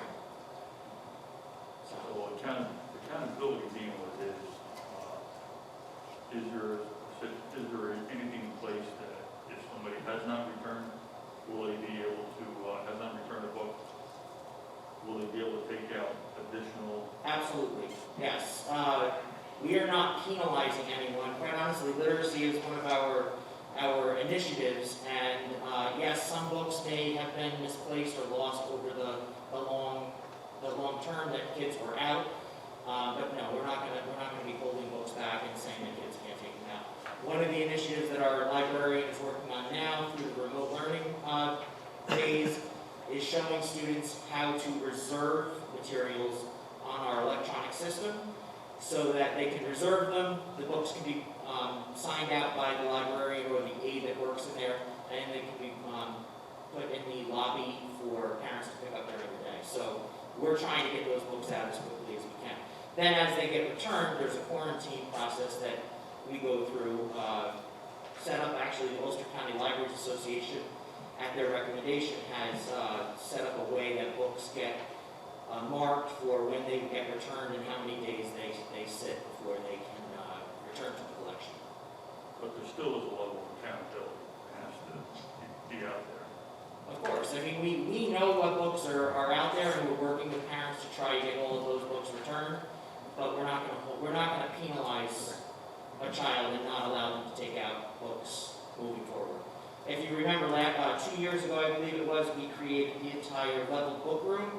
One of the initiatives also with the librarian is that students can search that collection online as well, so that they can get books that are at their reading level, both instructionally and interest level, and those books can be reserved as well.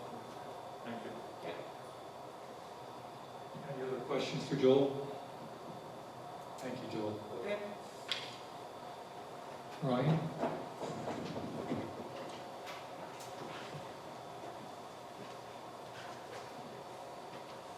Welcome aboard, Ryan. Thank you. Good evening, everyone. Nice to see you all in person again. So I really tried to focus my first principal report of the year to give you a snapshot of what learning looks like for our students when they came back, but more importantly, how we are trying, what practices we're putting in place to ensure that in our new virtual learning environment, we still maintain the important principles that make a middle school a middle school. So in my principal's report, I tried to highlight those specific programs so that not only do you know what students are experiencing, but what steps we're taking to keep our online learning platform developmentally appropriate for our middle level learners. Oddly enough, my addition that I had for my principal's report this evening had to do with the library. So I would like to give a nice shout out to Linda Fonda, also known as Library Linda, which I'm sure you know is being shared this year between the middle school and the high school. And she has been working tirelessly to increase the availability of ebooks to our students. And on Monday, she started visiting the Check and Connect classes, and she should have them all concluded by next Friday. And she's going into the Check and Connect period with each group and doing a presentation with the students so they learn how to access those new ebook resources. And literally within minutes of her presentation, we had ebooks being checked out for the first time. So not only is it available and she's doing the education, they're already checking out a nice number of books over 24 hours. So I definitely wanted to praise her publicly for doing that. Going off of what Mr. Freer had said, she has also been working on a program to get physical books in kids' hands. But once we realized that a return in person may be coming faster than many of us thought back in August, we are kind of putting the in-person on hold until we know which day we'll be coming back. But we still will have a program to get our physical books in the hands of our all virtual learners. One of the other things that I would like to mention is for the physical returns, going to Mr. Miller's question, is all of the students that had outstanding library books out, they all have been contacted in multiple ways, and every day people are still dropping them off, so we are still working on getting those back. To answer your question, Mr. Barone, about attendance, I've been very, very pleasantly surprised at our attendance numbers. Our attendance numbers on day one were, of course, slightly less because people were figuring out the technology, what works, what didn't, and one particular child I had 32 emails with in the Zoom conference trying to get them logged into their class.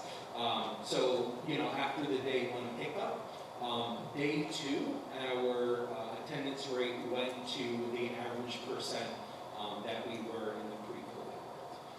So we very quickly, by day two, went back up to our average attendance rate, which is wonderful. And I think that part of it has to do with the really great innovative practices that the middle school faculty has been doing that I highlighted on my principal's report as well. I think that if you have been in our building the past week and you saw our teachers in action, you would be in awe and honored to be part of the district. Definitely kudos to our teachers. To address Ms. Adoma's question, Ms. Connors and I every morning do the virtual homeroom where we share different pieces of information. We also use that as a motivational tool and a way to connect with all of our students. We will be adding in information to our virtual homeroom as part of the celebration, and we will be sending out resources to our teachers to use in their Check and Connect periods as well. Thank you. You're welcome. Any other questions?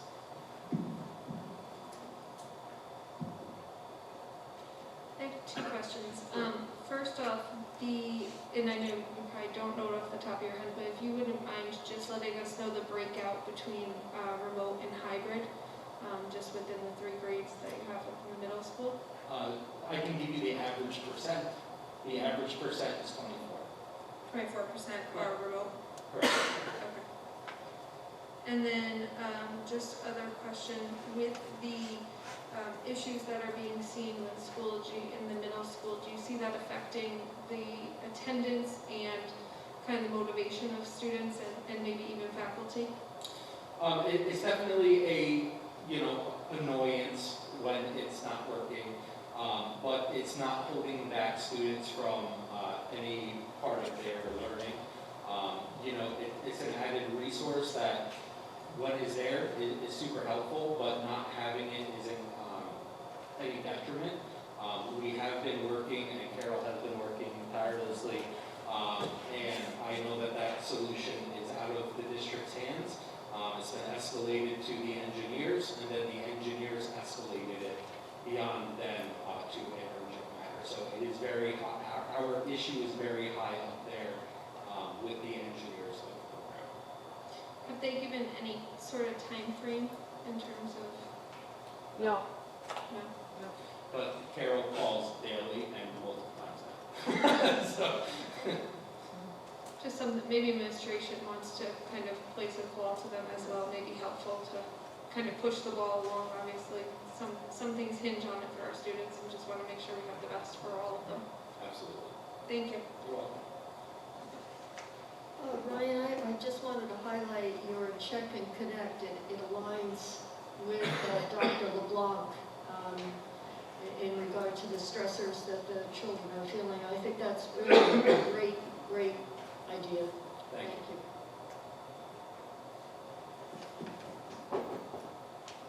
Good, thank you, Ryan. Thank you. Mr. Zimmer. Good evening, everyone. It's nice to see you again. First, Highland High School observed a moment of silence on Friday, September 11th at 8:46 a.m., the time the first plane hit the North Tower. I read aloud a tribute over the PA system that remembered those who were lost on that fateful day and honored the many heroes who responded. We had a very successful first week of remote instruction. I thought I'd take a moment to share some departments and teachers are handling remote instruction, specifically music and physical education. High school music teachers are using Zoom to provide students with technical instruction, including individual instruction, which are the lessons that they usually give face-to-face, the individual lessons. In addition, they're providing small group sectional instruction with homogeneous instruments. Both Mr. Shaw and Ms. Bradley are using the activity periods worked into our remote schedule to meet as an ensemble with their students.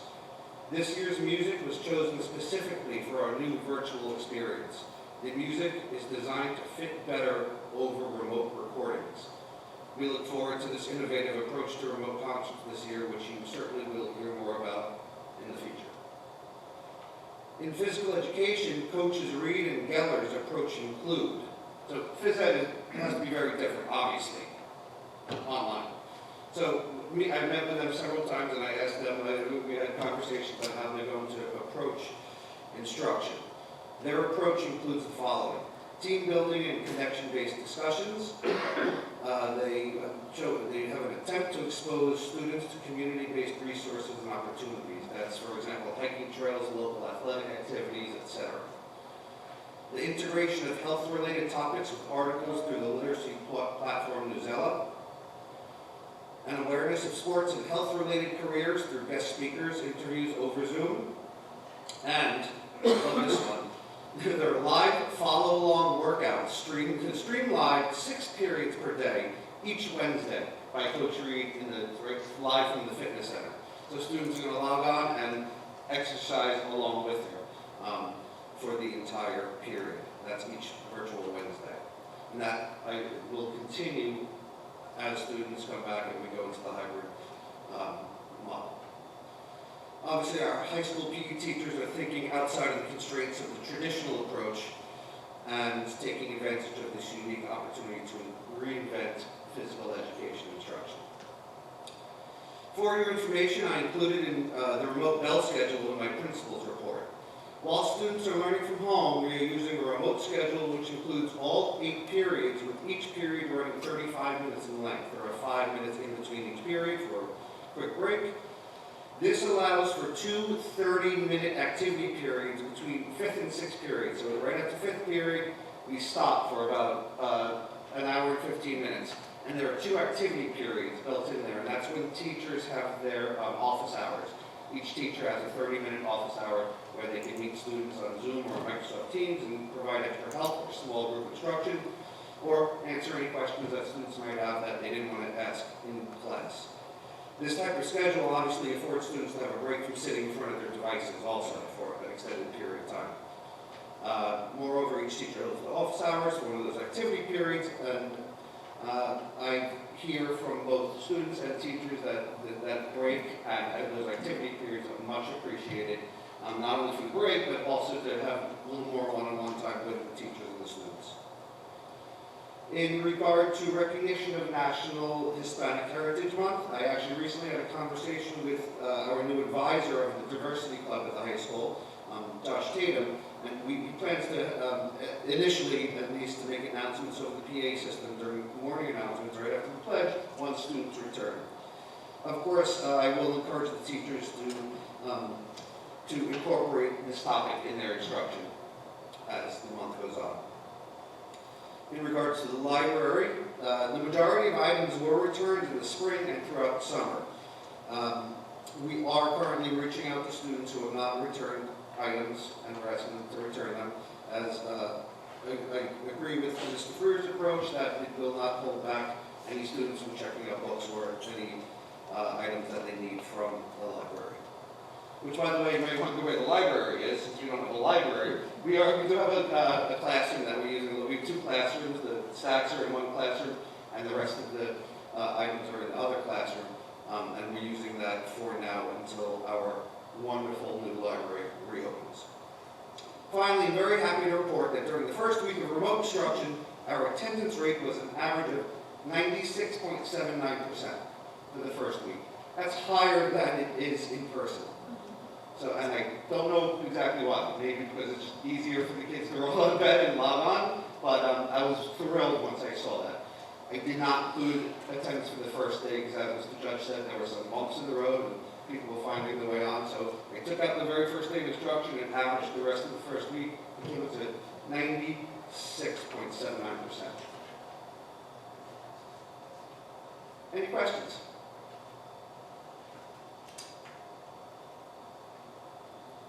Thank you. Thank you. Okay, director's report. I believe we have all our directors here this evening, so if you have any questions for directors, now's the time. I just have one question on athletics. Just looking at the numbers regarding the upcoming seasons, it says that we have 58 signed up as of the time of the report, out of a total of 110 positions. Just want to get a sense of what you think that's due to. Obviously, there's the obvious reason, but do we think that's also just based on the remote nature of students right now and that may change, or is there other indications of lack of interest there? Yeah, those numbers did go up from that. That's going to be open for the rest of this week, and basically what we're trying to do is just generate to see which sports are definitely the kids are going to be interested in.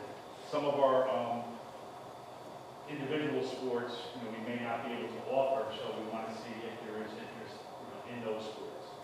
But as of today, the number was up over 110 of individuals, and then you take them to 2 sports or 3 sports, I think you're up to like 180. And that's just for the high school, from varsity. That's not including middle school at this time. Okay, so it's certainly more than it was Yes, at the yes. time. And by the end of the week, we'll have those numbers. And those numbers are just intent to play. They're not signing up to register. So some students may not even respond and just wait for the registration. Right. Yep, absolutely. Just a barometer though for us too. Thank you.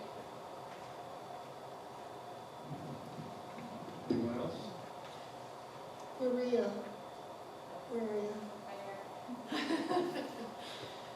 Thank you so much for all this information on applying for free and reduced price meals. But that's, it's moot now, correct? Because it's free for all students? Am I correct? That is until, I'm sorry. I can't, yeah. Yeah.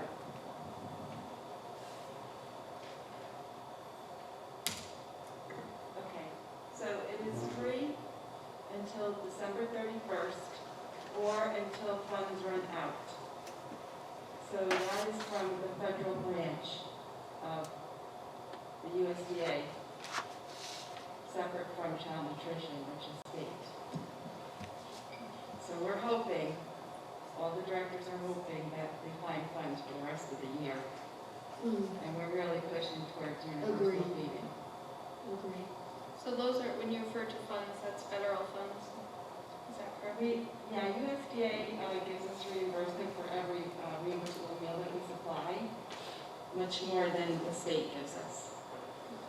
So right now, even though our children are getting their meals for free, we're also getting our reimbursement money at the free rate. I think it was like $3.58 per meal. So it's financially beneficial to us right now that they eat for free. Yep, absolutely. And just kudos to your team for what was done last Wednesday. I certainly drove past here and saw it and recognized, the adjustments that are being made to really, just improve what you're doing. Obviously, all the plans can be laid out well, but until you actually go through it. So kudos to you guys and the administration for making adjustments as necessary. Yes, they saved us. The administration came in and really helped us deal with the volume that was coming in all at once, and I'm sure Sarah and Tom shared with you the adjustments that we made for this week. Right, so we sent that message out, I think yesterday. So we're asking again. So we had well over 500. People are actually, So the last week, though, we had 525 people call in. So 525 people. So there was a line of cars that did go out to Pancake Hollow because everyone kind of came at the same time, and it was, as we said that day, it was, kind of like when, a couple of tour buses stop at McDonald's. I mean, you're slammed. It's like Restaurant Impossible when they have the opening and then they invite 500 people, to test the waters. So we were slammed, and it was for 3 hours straight. It was an incredible task. The food service department and members of administration were there serving the cars. So we did expand the hours now. So it's from 1 to 5, but we're asking A through L, if you can, come from 1 to 3, and then M to Z come from 3 to 5. Just what breaks it up so we don't have that line that reaches all the way out to Pancake Hollow. The original thinking behind those times were, we were thinking parents were going to be home with their kids and they couldn't come until about 2:30 when school got out, and then for the parents that were working. So that's how the original times got chosen, between 2:30 and 5, but apparently they can come earlier. We'll just keep changing it, and when the kids come back, it's going to have to be tweaked again. But we do have more people ordering for next week, so the volume is going up. When we bring students back in, obviously we're going to anticipate a larger group taking on the free lunch, correct? Just for my clarification, you said up until free for everyone up until December 31st or until the funds run out. Do those that qualify for free and reduced will continue to get that through the end of the school year? Yes. Yes, so the free and reduced people will get the lunches for the rest of the year, but then it will end possibly on the 31st or before for everyone else. And I would also add that we encourage everyone to submit the paperwork if they would qualify for free reduced, and partly that's not only for the school lunch program, But that designation allows you to get other benefits as well, things like College Board, or, this is kind of one of the things that indicates that you have high need for other things in life as well. So it is very important to fill out that paperwork if you need it and should. Yeah, that guidance is always looking for that paperwork. Are there any other questions for directors? Karen. Is Karen here? No, Karen. Thank you for all this information. You blow my mind every time. Will we, can you tell me when we can expect to see some progress reporting from all of your work that you're doing?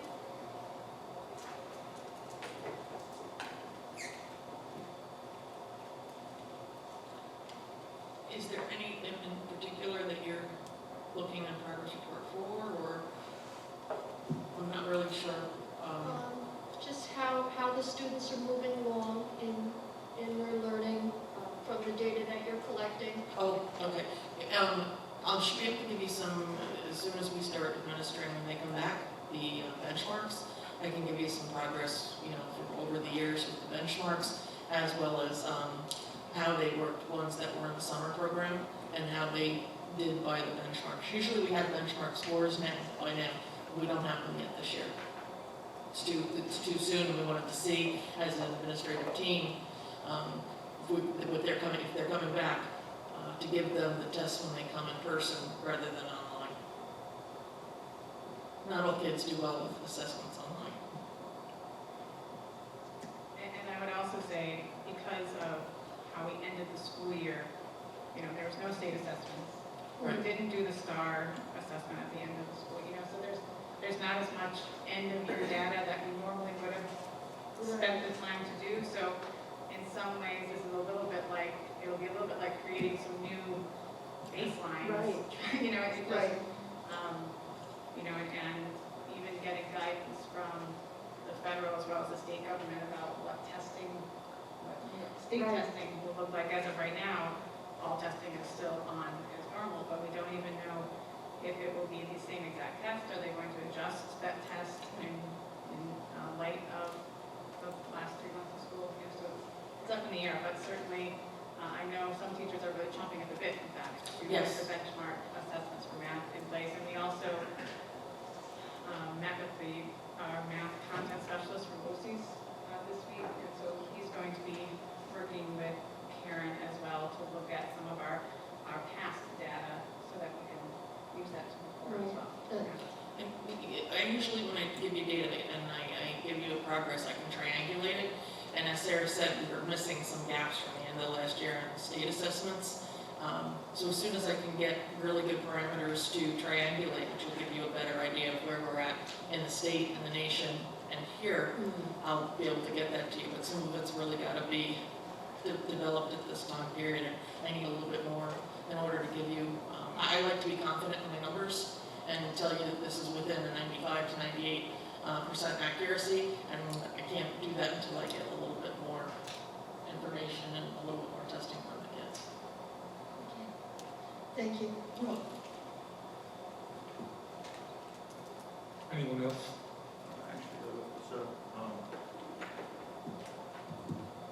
To our high school administrators, Bill and Kevin, thank you very much for the pins. Nice job. Well,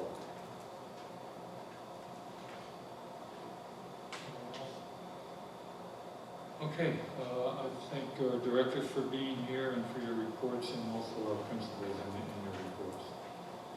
Moving on to personnel. Would you like to take personnel as a block? And again, as always, we can pull out any item that you'd like, but personnel from A through I.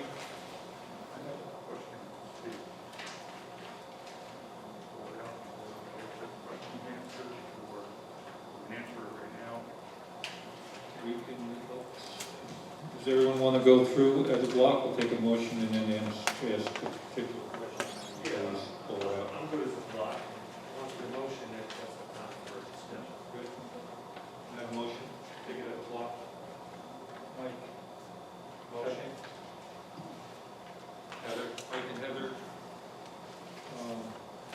questions at this point? Yeah, item C, appointment extracurricular. The second bullet down has a position in the middle school, and it doesn't have a name attached to it. National Junior Honor Society. It's Marissa Curcio. She's the one who'll be taking the position. Okay, thank you. Yep. And is that because it was left off, or? It could have been. Yeah, I think it was just a, It could have been, yeah. it was an error. I'm sure it was an error on my end. Thank you, Mr. Miller. Any other questions? All those in favor? Aye. Opposed? So carried 6-0.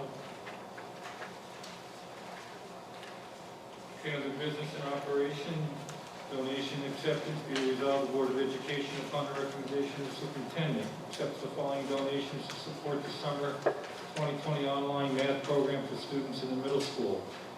3 $25 gift cards donated by Divine and Brooks Travel and Karen and Michael Brooks. 3 $25 gift cards donated Paparazzi Accessories and also Karen and Michael Brooks. And 3 $25 gift cards donated by Aurora Night Jewelers and Karen and Michael Brooks. Can I have a motion, please? Motion by Heather, second by Tom. Discussion? I'd just like to thank this mysterious Karen and Michael Brooks for all their donations. Thank you. I ditto that. I was also so pleased to see what great participation in these programs. That was just wonderful to see that. Any other questions? All those in favor? Opposed? So carried.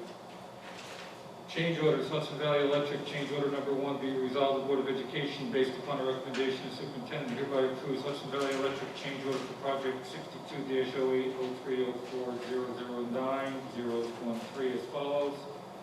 Time and material work for area resealing work, $8,666.13, which would increase to the original contract sum of $450,677. Now, motion, please. Motion by Tom, second by Mike. Discussion? All those in favor? Aye. Opposed? So carried. Hudson Valley Electric change order number 2, be resolved, the Board of Education, upon the recommendation of the superintendent, approves Hudson Valley Electric change order for project 62-08-0304-0009-013 as follows. Time and material work for emergency exterior lighting. This is at the middle school, $17,732.28, increased to original contract sum of $450,677. Can I have a motion, please? Motion by Tom, second by Camille.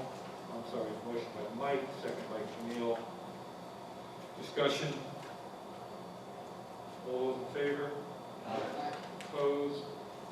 So carried. There's an audit meeting, October 20th, 2020. That date has not been confirmed yet by the auditor. Okay. So I will be sending an email to the audit committee soliciting dates. And expenses to district due to COVID-19. So I am passing out a summary sheet that has expenses and revenues as of today related to COVID-19, and I would like to provide the board with an update on a monthly basis as to where we are. Does everyone have a copy of the sheet? Yes. Okay. The spreadsheet is broken out into 2 main categories: expenditures and revenues. The columns include 2019-20 and 2020-21. And eventually, I'll be adding a third column for 21-22.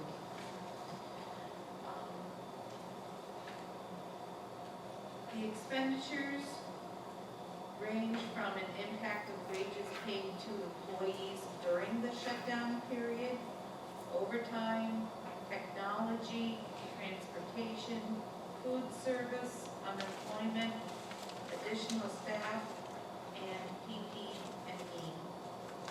I've included amounts in each column for 2021, and indicated whether it was an actual expense, the true dollar amount, or it's an estimate. Under the revenues,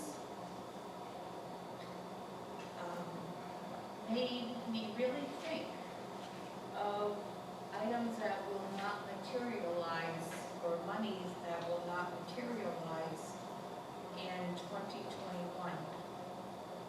The really only revenue shortfall the district incurred during 1920 was a loss on interest rates. We had budgeted, although we were over our budgeted amount for interest, we didn't have nearly the amount of interest that we should have had. Our interest rates are dismal at best. So in looking forward in 2021, the loss of revenues go from anywhere for income and tuition that we aren't going to receive,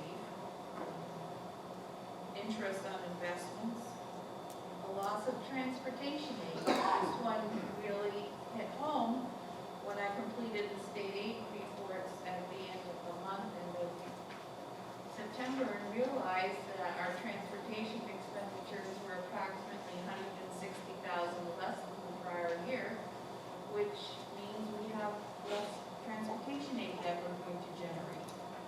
Because your transportation aid is based upon your prior year expenditures. So I expect to see a decrease in transportation aid. Lottery aid, we have no idea how the state is going to pay for the revenues, the state aid that they pay districts directly from casinos, because the casinos have been closed. So that's, we haven't considered that. So stay tuned. Again, the board is aware that the 20% of state aid withholding occurred in August, amounting to $84,238. As of this date, we don't know if that's a temporary withholding and the district will receive the funds working to date, or if that is permanent. So stay tuned. And the last is significant. It's the CARES revenue. That's the federal revenue that was used to, for lack of a better word, plug a state aid reduction in the 2021 budget. Without action at the federal level, that will go away in 21-22, which is why I feel we need to add a column for 2022. So with the board's blessing, superintendent's blessing, I'd like to continue to update this and fine-tune this every month and include it as part of the monthly report. But this is just a first look, some food for thought about the expenses and the revenue, loss of revenue that the district has incurred. I would support having a report at monthly intervals. Just as an FYI, did some quick math. Our expenditures for the 2019-2020 is over $400,000 that we've got no revenue to offset that. So that's a direct cost to the district based on the wages during the shutdown period, the overtime, technology expense, unemployment, food service, PPE, custodial supplies, et cetera, et cetera. So that's an enormous hit to the district, and then projecting that out to 2020, 2021, it even gets a little larger with a lot of reductions in revenue. So we do have to look at ways of cutting our expenses to make our budget look somewhat palatable come 2020, 2021. Anyone have any comments or concerns? Just two quick questions for you, Lisa. You had mentioned the decrease in the transportation aid, and I think you had alluded to that you'll expect to see a transportation impact under the expenditure, so I'll just be looking forward to kind of seeing where that pans out. I would think there would be at least some for the first month or so of school. The other question or observation is just there's no reduction in expenditures due to utilities. I would think that we would have seen some based on the last few months from March through, even though we still have to keep the buildings lit and everything. I would think that there would be some reduction in expenditures there. Agreed. The framework work that I presented to you has been an assimilation of my association, the school business officials, and also what I've been seeing in the school boards association. There are two things that I did not put on here, but I would like to point out. Mr. Miller and I have been pursuing FEMA funding for the PP&E and some custodial supplies. So we hope to have an application in by the end of the month. Hopefully it will cover approximately 60% of those costs. We'll see. So that's one thing. And the second, regarding the transportation aid, you have to remember when you build a budget and the state aid is provided to you from the governor, once the state budget is finalized in April, it's still an estimate. It's not what you're actually going to receive. Once all the state aid documents are in and the data has been cleansed at the state level, the school district, all school districts, receive their aid runs mid-December. So you've already operated a business for 6 months without knowing a majority of your revenue. So when I say that transportation aid will be impacted, we will not know that until mid-December, January. So just stay tuned. Things will be happening. I have faith in the federal government that we will see some additional revenues. The state will be announcing their plan for our current year state aid and going forward in the next 2 or 3 months. So we just have to hang in there and take it one day at a time.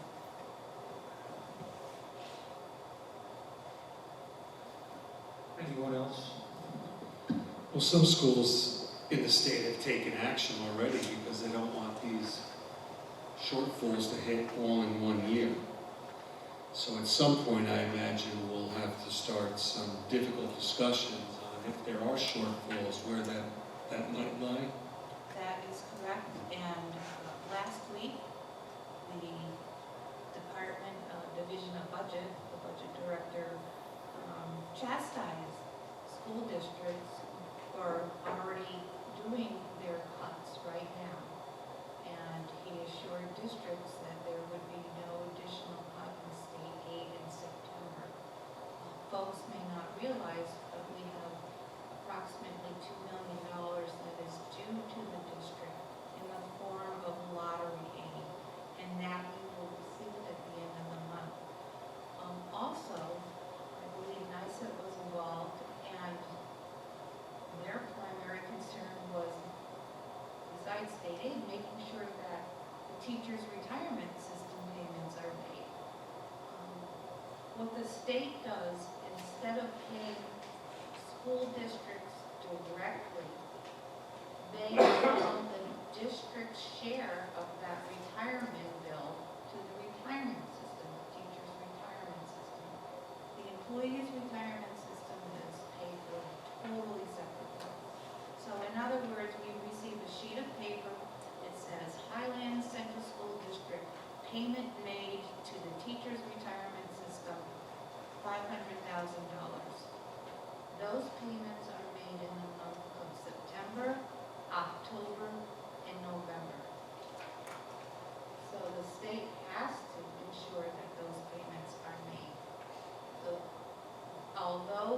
districts are cutting right now.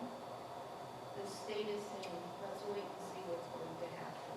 There's a lot of politics that's going on, and we're just like a cradle swinging on the tree.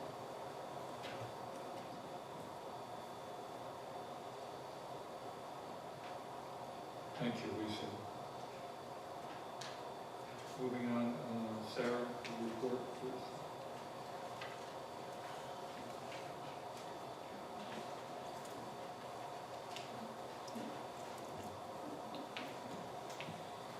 Okay, I have a few things to go over. I wanted to share, we mentioned this at the last board meeting, but I did want to share with you our final list of all the trainings that we did with faculty and staff the first our four opening days, are September 8th through September 11th. I won't go through every single one of them, but you will notice in the way it's set up that many of the trainings are mandatory.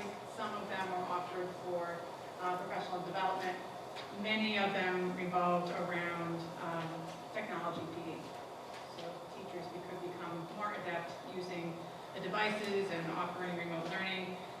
You will notice that we started the day off on September 8th with specific COVID safety training for all faculty and staff. I do want to mention as well that I will be doing a Zoom substitute training this Thursday. So all of our substitutes will receive that COVID training as well. And then after I do that training, I'll be doing my normal substitute training with some new recruits coming in. Maybe not as robust numbers as we've had in the past, but at least we're happy to see that there are, we'll be able to add to our substitute pool. But just to get a sample of what we did, there was a COVID training. We talked about remote teaching, ClassLink, which is an important almost hub of our technology program. Kathy was doing transportation refreshers. We had building level meetings. Newsella, which is a very powerful online resource in literacy, but in all content areas. And one of the things that's very interesting about Newsella is you can pick an article on a topic, and they will provide it at many different reading levels. So you might pick a topic like maybe climate change, and they will give the same article at 5 different reading levels, so that all students can access that information and not feel like their reading was different than everyone else's. And they're a wealth of resources in all content areas. So we did training with that, Microsoft Teams, Zoom, Flipgrid, Food Service did their annual training, Seesaw, Schoology. We had so many different things. Mrs. Brooks did some tips and tools for online learning. I should mention Mr. Casalino. He did the Schoology Cafe every morning where he, from 8 to 9, he covered different topics in Schoology to help our teachers. I already mentioned that Dr. LeBlanc presented to all of our teachers on Thursday. And then, of course, we did some of our mandated trainings, our DASA training, child abuse in an educational setting. 3 of our mandatory trainings, sexual harassment, right to know, and bloodborne pathogens. Most teaching faculty did that on their own through online modules. So there was a lot that happened those first 4 days. I think by the end of the week, though, teachers were still anxious about the start of school on Monday. I do feel like they felt like they had more tools in their toolbox, a little bit more prepared for what they'd be facing. And the resounding comment from most teachers and staff on Monday after the first day of school was it was much better than they had thought. So, while that's not over the top, it's certainly for where maybe we all thought we were. I think it was a really good indication of how well this year started out, and I certainly want to thank so many people did so much work to make that happen for us. The technology department, they worked really hard, and I think you saw in Carol's report, we distributed well over 1,000 devices over 2 weeks to almost all of our students. What was it, Carol, about 86% overall? Yeah. All of our students receive devices, and some more, some less, by grade level. Yep. I think it was something like that. So a ton of work done there. Our food service department, we already talked about the first week of getting food out, but really prepping and getting all of that done. Our custodians did so much work. So, you know, everyone really did a lot of work, and our administrative staff has been working since March 14th really to try to help get this all in place so we could open. So a huge, huge thank you and appreciation for all of that. The other thing I wanted to talk to you about, Dr. LeBlanc mentioned this in response to one of the questions, but it was on my agenda to talk about, and that's our district equity team, what the composition of that would look like. And I did want to have a little bit of discussion with the board. We can make a proposal and we can start the conversation there. And if you have suggestions or thoughts or about whether you want to go with this or whether you'd like to add, subtract, Dr. LeBlanc had mentioned that we have, there's a district level team, but that district level team is represented with building level teams. So those will be the core groups getting work done in the building, and then they'll report back to our district level team. So I would propose that each building team rep to the district level team would be at least one teacher, one student, and we talk about what that would look like for an elementary school. A support staff member, HSA member, a parent, and an administrator. So each building would have 5 representatives on the district committee. And then, so that gives us 15 members. And then from there, I think the board needs to decide how many more people they would like to have. I would suggest at least one Board of Education member. I would say at least one central administration member, could be 2. And then, do we want to have 2 or 3 community members at large? What would you like that part of it be? And of course, Dr. LeBlanc would be part of that as well. So if you have thoughts or suggestions, if you want to think about that a little bit more, we can. So Sarah, so I'm clear, so from each building you're looking for 5 representatives to make up that large group, and then add a board member, administrator, central office administrator, and or community members and students. So you're looking at a committee of possibly 20 individuals. I was thinking 20-ish. It's almost, when you start to break it out, it's almost a minimum. You can really have representation from each building. But I think if you get much more than that, it becomes unwieldy. I think that's a lot. It is. It is. And I do think, in talking with Dr. LeBlanc, I think that bigger district-wide committee probably would meet less than building level committees. And so those building level committees would act more as almost subcommittees. So they might be working on particular questions, and the bigger district level committee would be getting the reports from that and then making kind of the bigger decisions about that. And again, there's 15 from each of the buildings, so if you do one Board of Education member, central administration, that gets you to 17. You can kind of play with that other number of community at large members. So, other thoughts? What's the feeling of the board members?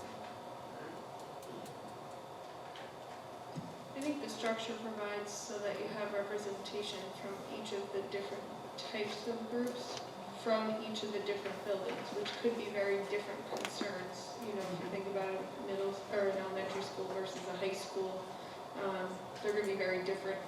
I think that the ability for them to function more as subcommittees, and not autonomously, but a little bit more autonomously, just with the reporting structure to that top group, I think is where you're going to get it. Because from an individual school perspective, you're not saying 20 people, right? It's at most your 5, and then potentially, whatever that district committee is.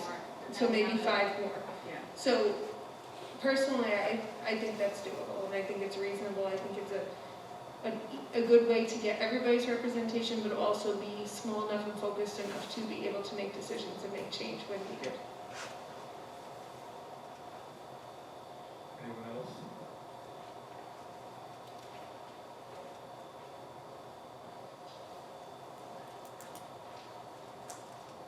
Okay, so So go the ahead. additional 5 will be made up of probably two individuals from this table, and then everybody at large. Right, and so that was my next question, would be, do you have specific thoughts about the process for choosing those people? You know, especially the community members at large, or specific to the individual buildings? I certainly have had interest from teachers, support staff, but, you know, I don't know yet how much interest there is from community at large. My guess would be there's going to be more people interested in being part of the committee than we maybe have spots for. So do you want to have it be a blind application kind of process? Do you want, and how would you like to? Well, yeah, I would think that's what we need, an application process. I mean, if we're looking at 3 or 4 individuals at large, I think we have to get applications in and try to pick from different segments of the community to serve on that committee.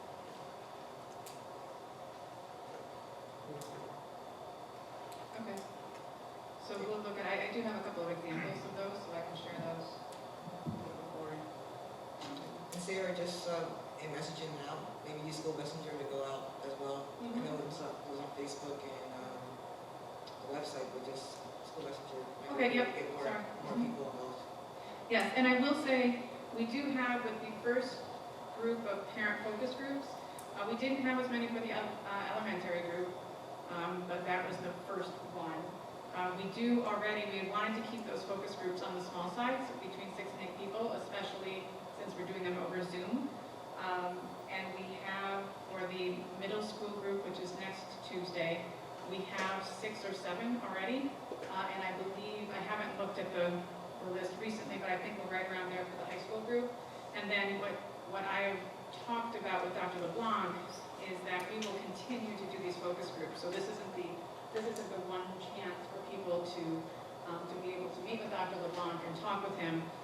We'll continue this series as we move through the fall as part of his data gathering and all of that. So certainly for people that are out there, if they still would like to be part of that committee, I do think we're probably full for the first 3 sessions, but we will put your name on the next set of them that we do. And I do anticipate that those would probably be happening, so the last one is happening October 6th, right, that's next Tuesday. So those will probably start towards the end of October into November. But we'll work out those dates with Dr. LeBlanc tomorrow. And these focus group numbers were at the suggestion of Dr. LeBlanc, what he has seen in his experience that is effective. And he also said that, I think he mentioned that this evening actually, in talking with the focus groups, very often he gets names of others who would be interested, or those who may not be as eager to, make the contact the office or email Mrs. Jacobson. Or maybe wouldn't necessarily even think of doing it, but someone else in the group was like, oh, this person, they really have a lot to say or are very knowledgeable. Maybe you can reach out to them, so we'll definitely use that as a part of our process.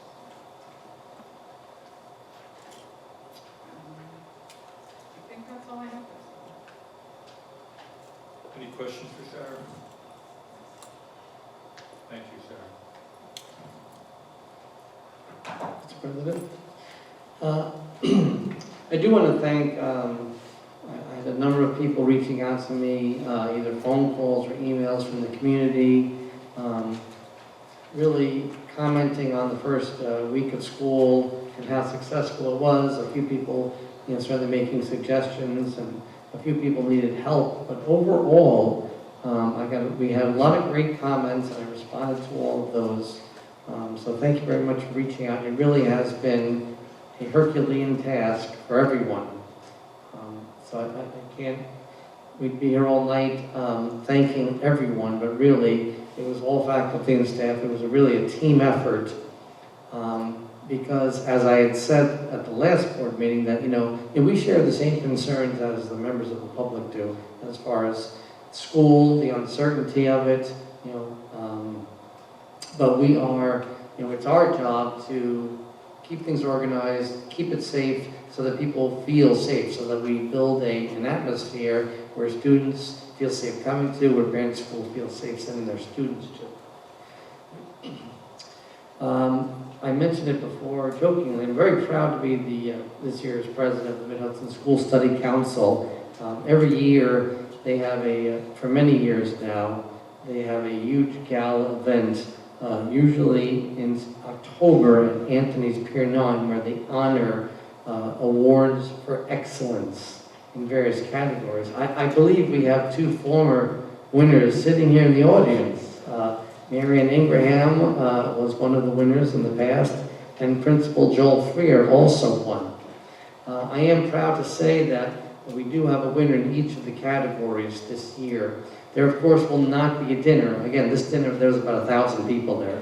So in this day and age, we will not be having that. But what I'd like to do is, once I get the awards in, it will probably be for the October 20th board meeting. I'd like to do a little ceremony here and perhaps have a socially distant, reception. Maybe we could break from the meeting for 15 minutes just for a short reception. So in the area of administration, Maria McCarthy, our food service director, was one of the award winners, just for the incredible job she did. Not here tonight, but pupil personnel services, Nurse Heidi Schlittman at the middle school has really come in and been one of the leaders in helping us to kind of navigate all the medical issues of this COVID world. So congratulations to Ms. Schlittman. In support staff, Linda Calvo is our dispatcher, and she's just an encyclopedia of Highland. She knows every road, she knows where everyone lives, and just to get all those runs and just all the special work that we've had to do since March, she's really done an incredible job. So congratulations, Linda Calvo. And for school board service, our very own Mr. Tom Miller, Vice President of the board, for his many, many years of board service to the Highland Central School District. Congratulations, Mr. Miller.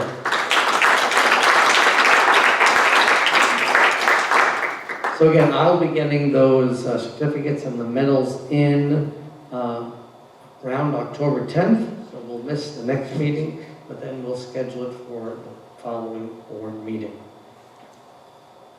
I did give in your board packet a list of the district goals from last year, so it's important for us. We're not going to do it tonight. This is just to plant the seed. So these were last year's district goals.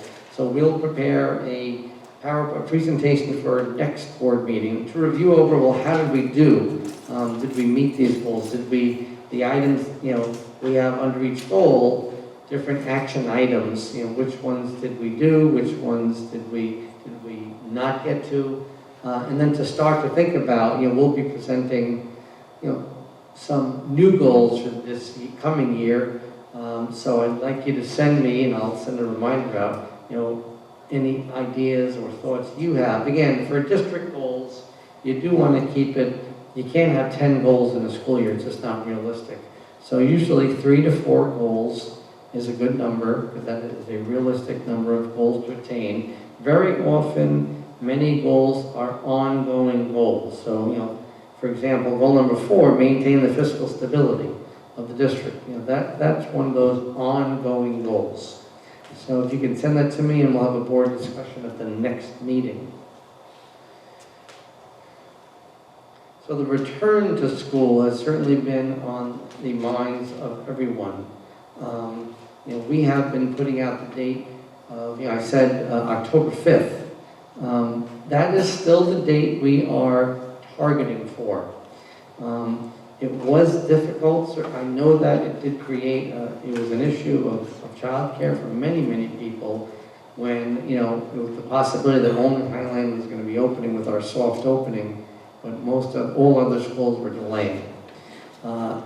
Again, none of this is in stone, but about half the districts in Ulster County are returning, and similar to us, in a kind of a rolling it out slowly. They're not all coming back on one day. So about half the districts are coming back on October 5th, and the other half are coming back around October 13th. So the scheduling, and I know it seems like a very simple thing, the scheduling of students is a very highly complex animal.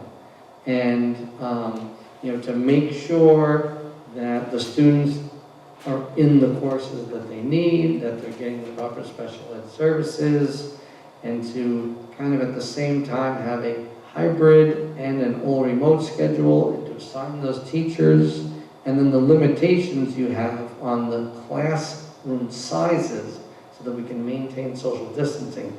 It is a very difficult task, but we are still on track to start that soft opening that we had talked about. We would just move it to the week of October 5th. Now we will have a final kind of, you know, announcement tomorrow. So we're going to have our cabinet meeting, and then tomorrow we will have an announcement definitely saying that this is the date we're coming back. Again, October 5th is the targeted date. There might be some slight changes in the rollout as far as the grade configuration that we presented earlier. So we might have some tweaks to that, but October 5th is 2 weeks from now. So, you know, tomorrow then we'll announce when we will have, because we have to get this word out to people. I realize people have to make a lot of adjustments in their work schedules and childcare.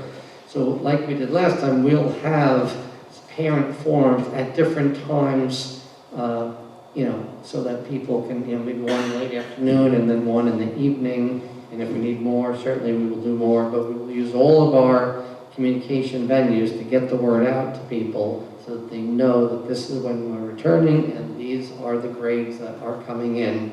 Again, even though, yes, we've had time to get things ready, but really the incredible work just to pull off for every district in the country, to pull off the all remote and to do it so successfully, you know, it's really just an incredible amount of work. So yes, we are ready for students to come back to school as far as the safety protocols, but we still want to kind of do, as I said, that soft opening so that we can make sure that the thoughts that we have on paper translates into actual day-to-day operating of the building and keeping everyone safe.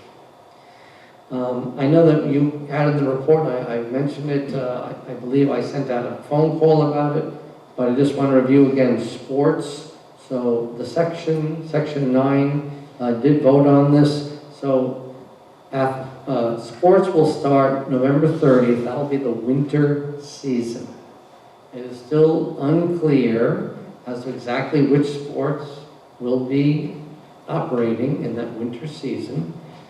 The plan, again, for now, as long as nothing else changes, that then you would have your fall sports would be in March and April. It would be a slightly shorter sports season, but it would be March and April. And then spring sports would be in May and June. And again, there is a distinction between, you know, the high contact sports and less contact. So not all sports perhaps will be competing, but it's likely that most sports will at least be practicing.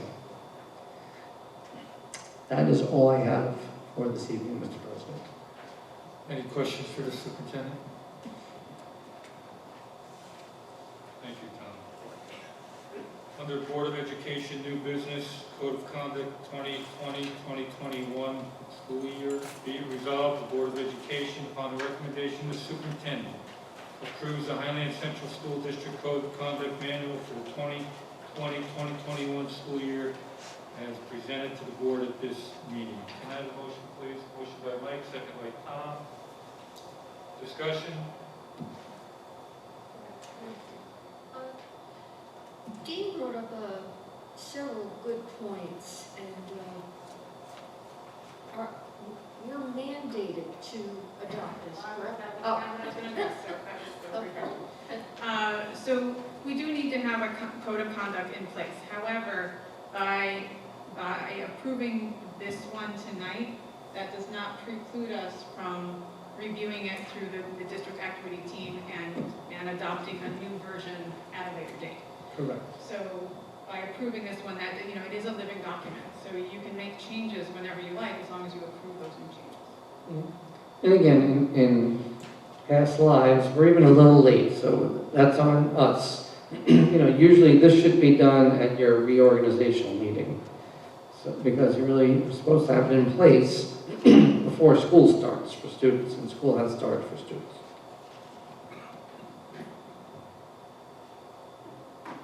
Any other comments? You know, I was just going to say that we've started a community dialogue here. And I don't believe by adopting the code of conduct now, because we've adopted it, I think, twice in 1 year and some additional times based upon legal review and what we've seen. So I'm proud of the dialogue we've started. I look for it to continue and grow as a community. So I'm certainly going to support the code of conduct. I would also support updating and further revisions should we deem it necessary.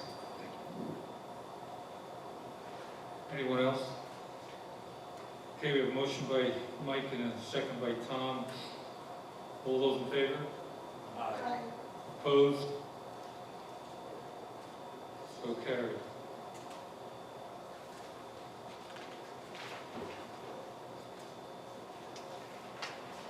Just an FYI, in Ulster County School Board Association meeting notice, meeting to be held on October 8th in person or via Zoom. Please RSVP to Lisa Signiglia. I'll be going to that, Lisa, and they had, Shannon Lebeck had reached out and asked for people to do a 5-minute presentation. I know when you say 5 minutes, it turns into 20 minutes, but I did volunteer to represent Highland and do a short presentation, and the topic they asked you to present on was, you know, just, you know, some new initiative or successful thing you've done in response to, you know, COVID and the closing of schools. Thank you, Tom. Under old business, I think we already, through our superintendent's report, reopening the schools. Is there anything for the good and welfare of the district? Okay, I'll open the meeting back up to public comment, general items.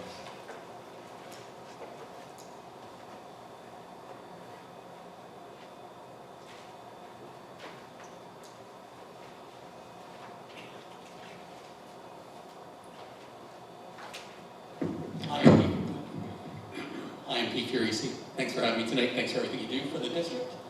I just want to say a couple of positive things about what I see going on. Remote education has provided an opportunity for us to see the teachers in action. I'll tell you, I sat in each of Nicholas's courses. I know you know Isabella. I have a son, Nicholas, in 9th grade, if you didn't know that. I had the opportunity to see the teachers in this district actually teach our students and prove to be an asset to the community. Each and every one of them. Some even better than others, but none that I had a complaint about. I think they're doing a great job. On an unrelated note, or something you should really be proud of, I'm sure you know there's a Highland Parents group on Facebook that most administrators and teachers wisely don't join because there's not a lot of good stuff said there. But I will tell you, one of your teachers is in that group. Mrs. Petrosoft is not only there, during the 36 or 48 hours before the education started, the year started, she basically took the time to respond to any question she could. So not only did she put herself in the battle, she represented it well. So if you're looking for somebody to congratulate. The final thing I have to say is for our superintendent. having the first time I stood here in front of you being publicly critical of him, I feel I need to take the opportunity to congratulate him for a successful opening. And especially Tom for choosing to communicate early with the parents now about what's next. So, thank you.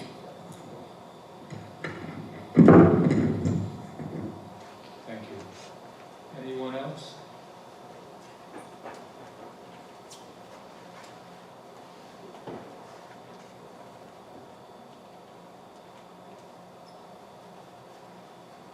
Hello, good evening, Dean Riley. First, I wanted to say that I was glad I was able to be here today and hear Dr. LeBlanc speak, and hear his ideas and his plans and his goals and initiatives. I think he spoke about some really important things, two of which is the importance of commitment and accountability for this work. And that is something that I really feel that we all and the board really needs to emphasize within themselves. I'm also glad to hear the discussion of a climate committee and how that working out, who's going to be on it, is being discussed. I would encourage maybe reaching out to the women, specifically the women who are teachers, who came to the first meeting when we shared a testimonial, speak to them, ask their opinions. I think we keep asking, and I don't know if it's clicking or not, but we want to be part of this conversation.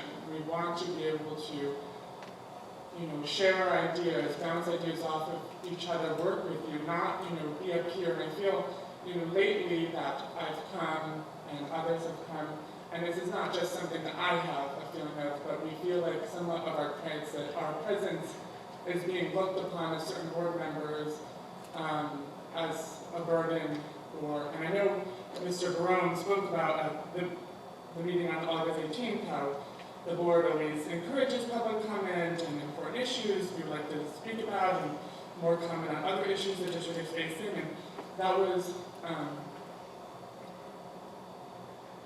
honestly, it was frustrating to hear because I don't feel that. I don't feel that we're really being encouraged to come and share public comment. I mean, tonight there was a hearing on the code of conduct, yet there was no information posted on the website, the Facebook, or any other platform. So I asked, how do you expect public comment when you change board meeting dates and host code of conduct meetings without notifying the families and community members in the district?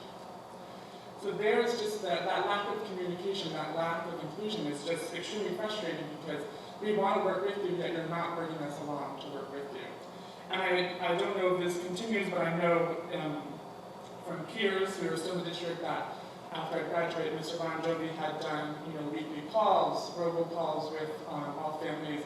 This is that time to put this information in. I feel like the district is not publicizing it. It feels like you are trying to hide this information, at least from my perception, and I feel like others too.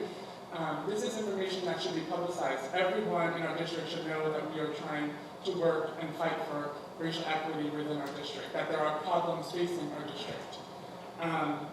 This is a really important work. I mean, and I don't say this without, evidence and film. I mean, you can watch the first meeting when we came and we shared our testimonials and our suggestions. You can see board members on their phones on the video. So that's where we're not feeling listened to, we're not feeling respected. And so this is so important. So what I have to say in conclusion is I encourage you all to think and reflect. Have you actually been doing enough? Could you be doing more and doing more? Are you dedicated enough to be in this position that you are in? And if you think you've been doing enough, I strongly suggest you rethink. Because one, you haven't, and two, we could all always be doing more. Again, Dr. LeBlanc emphasized the importance of commitment and accountability. So I'm pleading with you, and pleading with those that are frustrated with our presence, to reframe our coming to the meetings, to stop thinking of us as a burden, and rather see us as people in your community who want to see positive, effective change. Try harder to keep us more informed and be more transparent. Do better at updating the public. Make us part of the conversation. Rethink of why you all ran to be on this board? Was it not to serve your community? Well, your community is suffering, our students are suffering. Please, please, please, we are depending on all of you to do the right thing. So please do it. Thank you. Dean, if I may, I understand you and I think others are frustrated with what you may see as the lack of progress, but we're certainly challenging each other's norms with the discussions that the meeting of the testimonials was very moving and something that we think of often in these discussions. They're not easy discussions, and we are moving forward. This isn't just hiring a consultant and we think this is going to go away.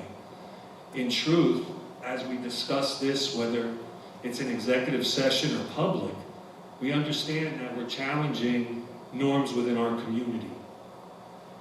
The change to the code of conduct, as far as that Confederate flag, these were deep discussions, in some cases in executive session, but we are pushing one another, and we all come from different backgrounds, and whether you think we're diverse or not, change isn't easy. So I ask you to be patient. I hope you are part of the process, and we do want positive change, because that meeting was very moving with the testimonials. And one thing that Dr. LeBlanc talks about is healing and the trauma caused by these things. And quite frankly, for some of our community members who ride around and think Highland's a great place, it's like a foreign concept. But we are having those discussions. Change is happening, possibly not as quickly as you and others would like, but it is a process. So I just ask for patience, and I think that the changes that will come about through a lot of good dialogue and a lot of deep thought, and it will redefine some of our community norms. Thank you. If I may respond. Sure. I absolutely understand that this work takes time. It doesn't just happen overnight. And I think everyone, Celia, everyone, the other girls who have been here, who have been part of this conversation, understands that. But the problem is what I keep trying to reiterate is we don't see that, if a small little progress, a small discussion, I don't know if it's a page that we update frequently. I don't know what that is, because I don't have all the answers, and that's why I'm here. That's why we're all trying to work together. Because we want to keep informed. I'm okay if, the racial equity committee isn't created by tomorrow, but as long as I know that that's being worked on, And I do agree with that to an extent, but I also agree there are changes that can happen like that. I think, the updated calendar still says Columbus Day. Why do we have to continue to celebrate a man who raped and murdered indigenous peoples when we could be celebrating the indigenous people of the U.S.? Why can't we change that? I don't understand. For me, that is where it disconnects, because other districts, New Paltz, has done that. They've taken that step. So why are we, in the code of conduct, it says teaching our students for our 21st century. But we're not, because we continue to support people like that. I think those are Can I ask a question, Barry? We can talk after the meeting if it gets too personal. But I don't agree with that. We had a lot of discussion about Columbus. I believe Columbus was an explorer, and I don't think he had it when he got on those ships and was looking for a new land, leading a group of oppressed people that I want to find a land and conquer everybody on it. I don't believe that of Columbus. I understand that there were events after those folks started to make a home here, and I understand the perception. But as for Columbus, I believe he was an explorer. I find no evidence that he had the intent to locate a land and wipe out all the indigenous people. I I mean, overall, I just personally absolutely disagree with that statement. I think, Then maybe you and I can have should some be changing dialogue for AP beyond that. history to AP world history, and maybe, you should also look into that as well as an individual, because I think, you want to speak about intent, and how do you know someone's intent in 1492? Exactly. But then also, Exactly. but it doesn't matter the intent then, you've seen the implications. You've seen indigenous people suffer, you see them suffering at celebrating someone that has killed their people, who has killed their community. I just didn't agree with pinning it on I Columbus. think, that's wrong. But we'll continue the dialogue, which is, the right thing to do is continue the dialogue, and certainly committed to that.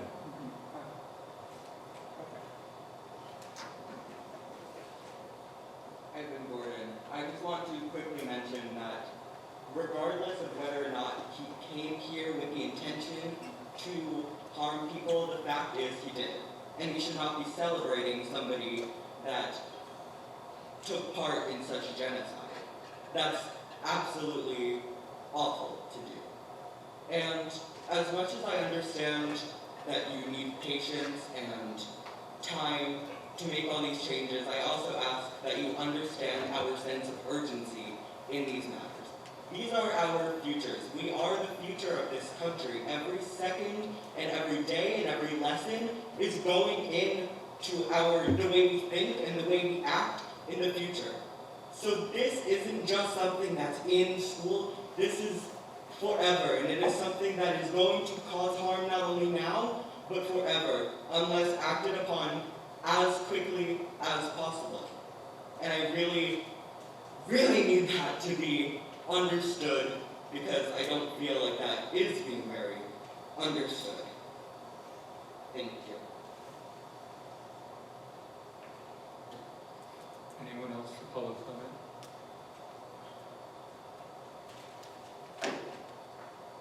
Okay, we'll close public comment, and there's no executive session, so I ask for a motion to adjourn.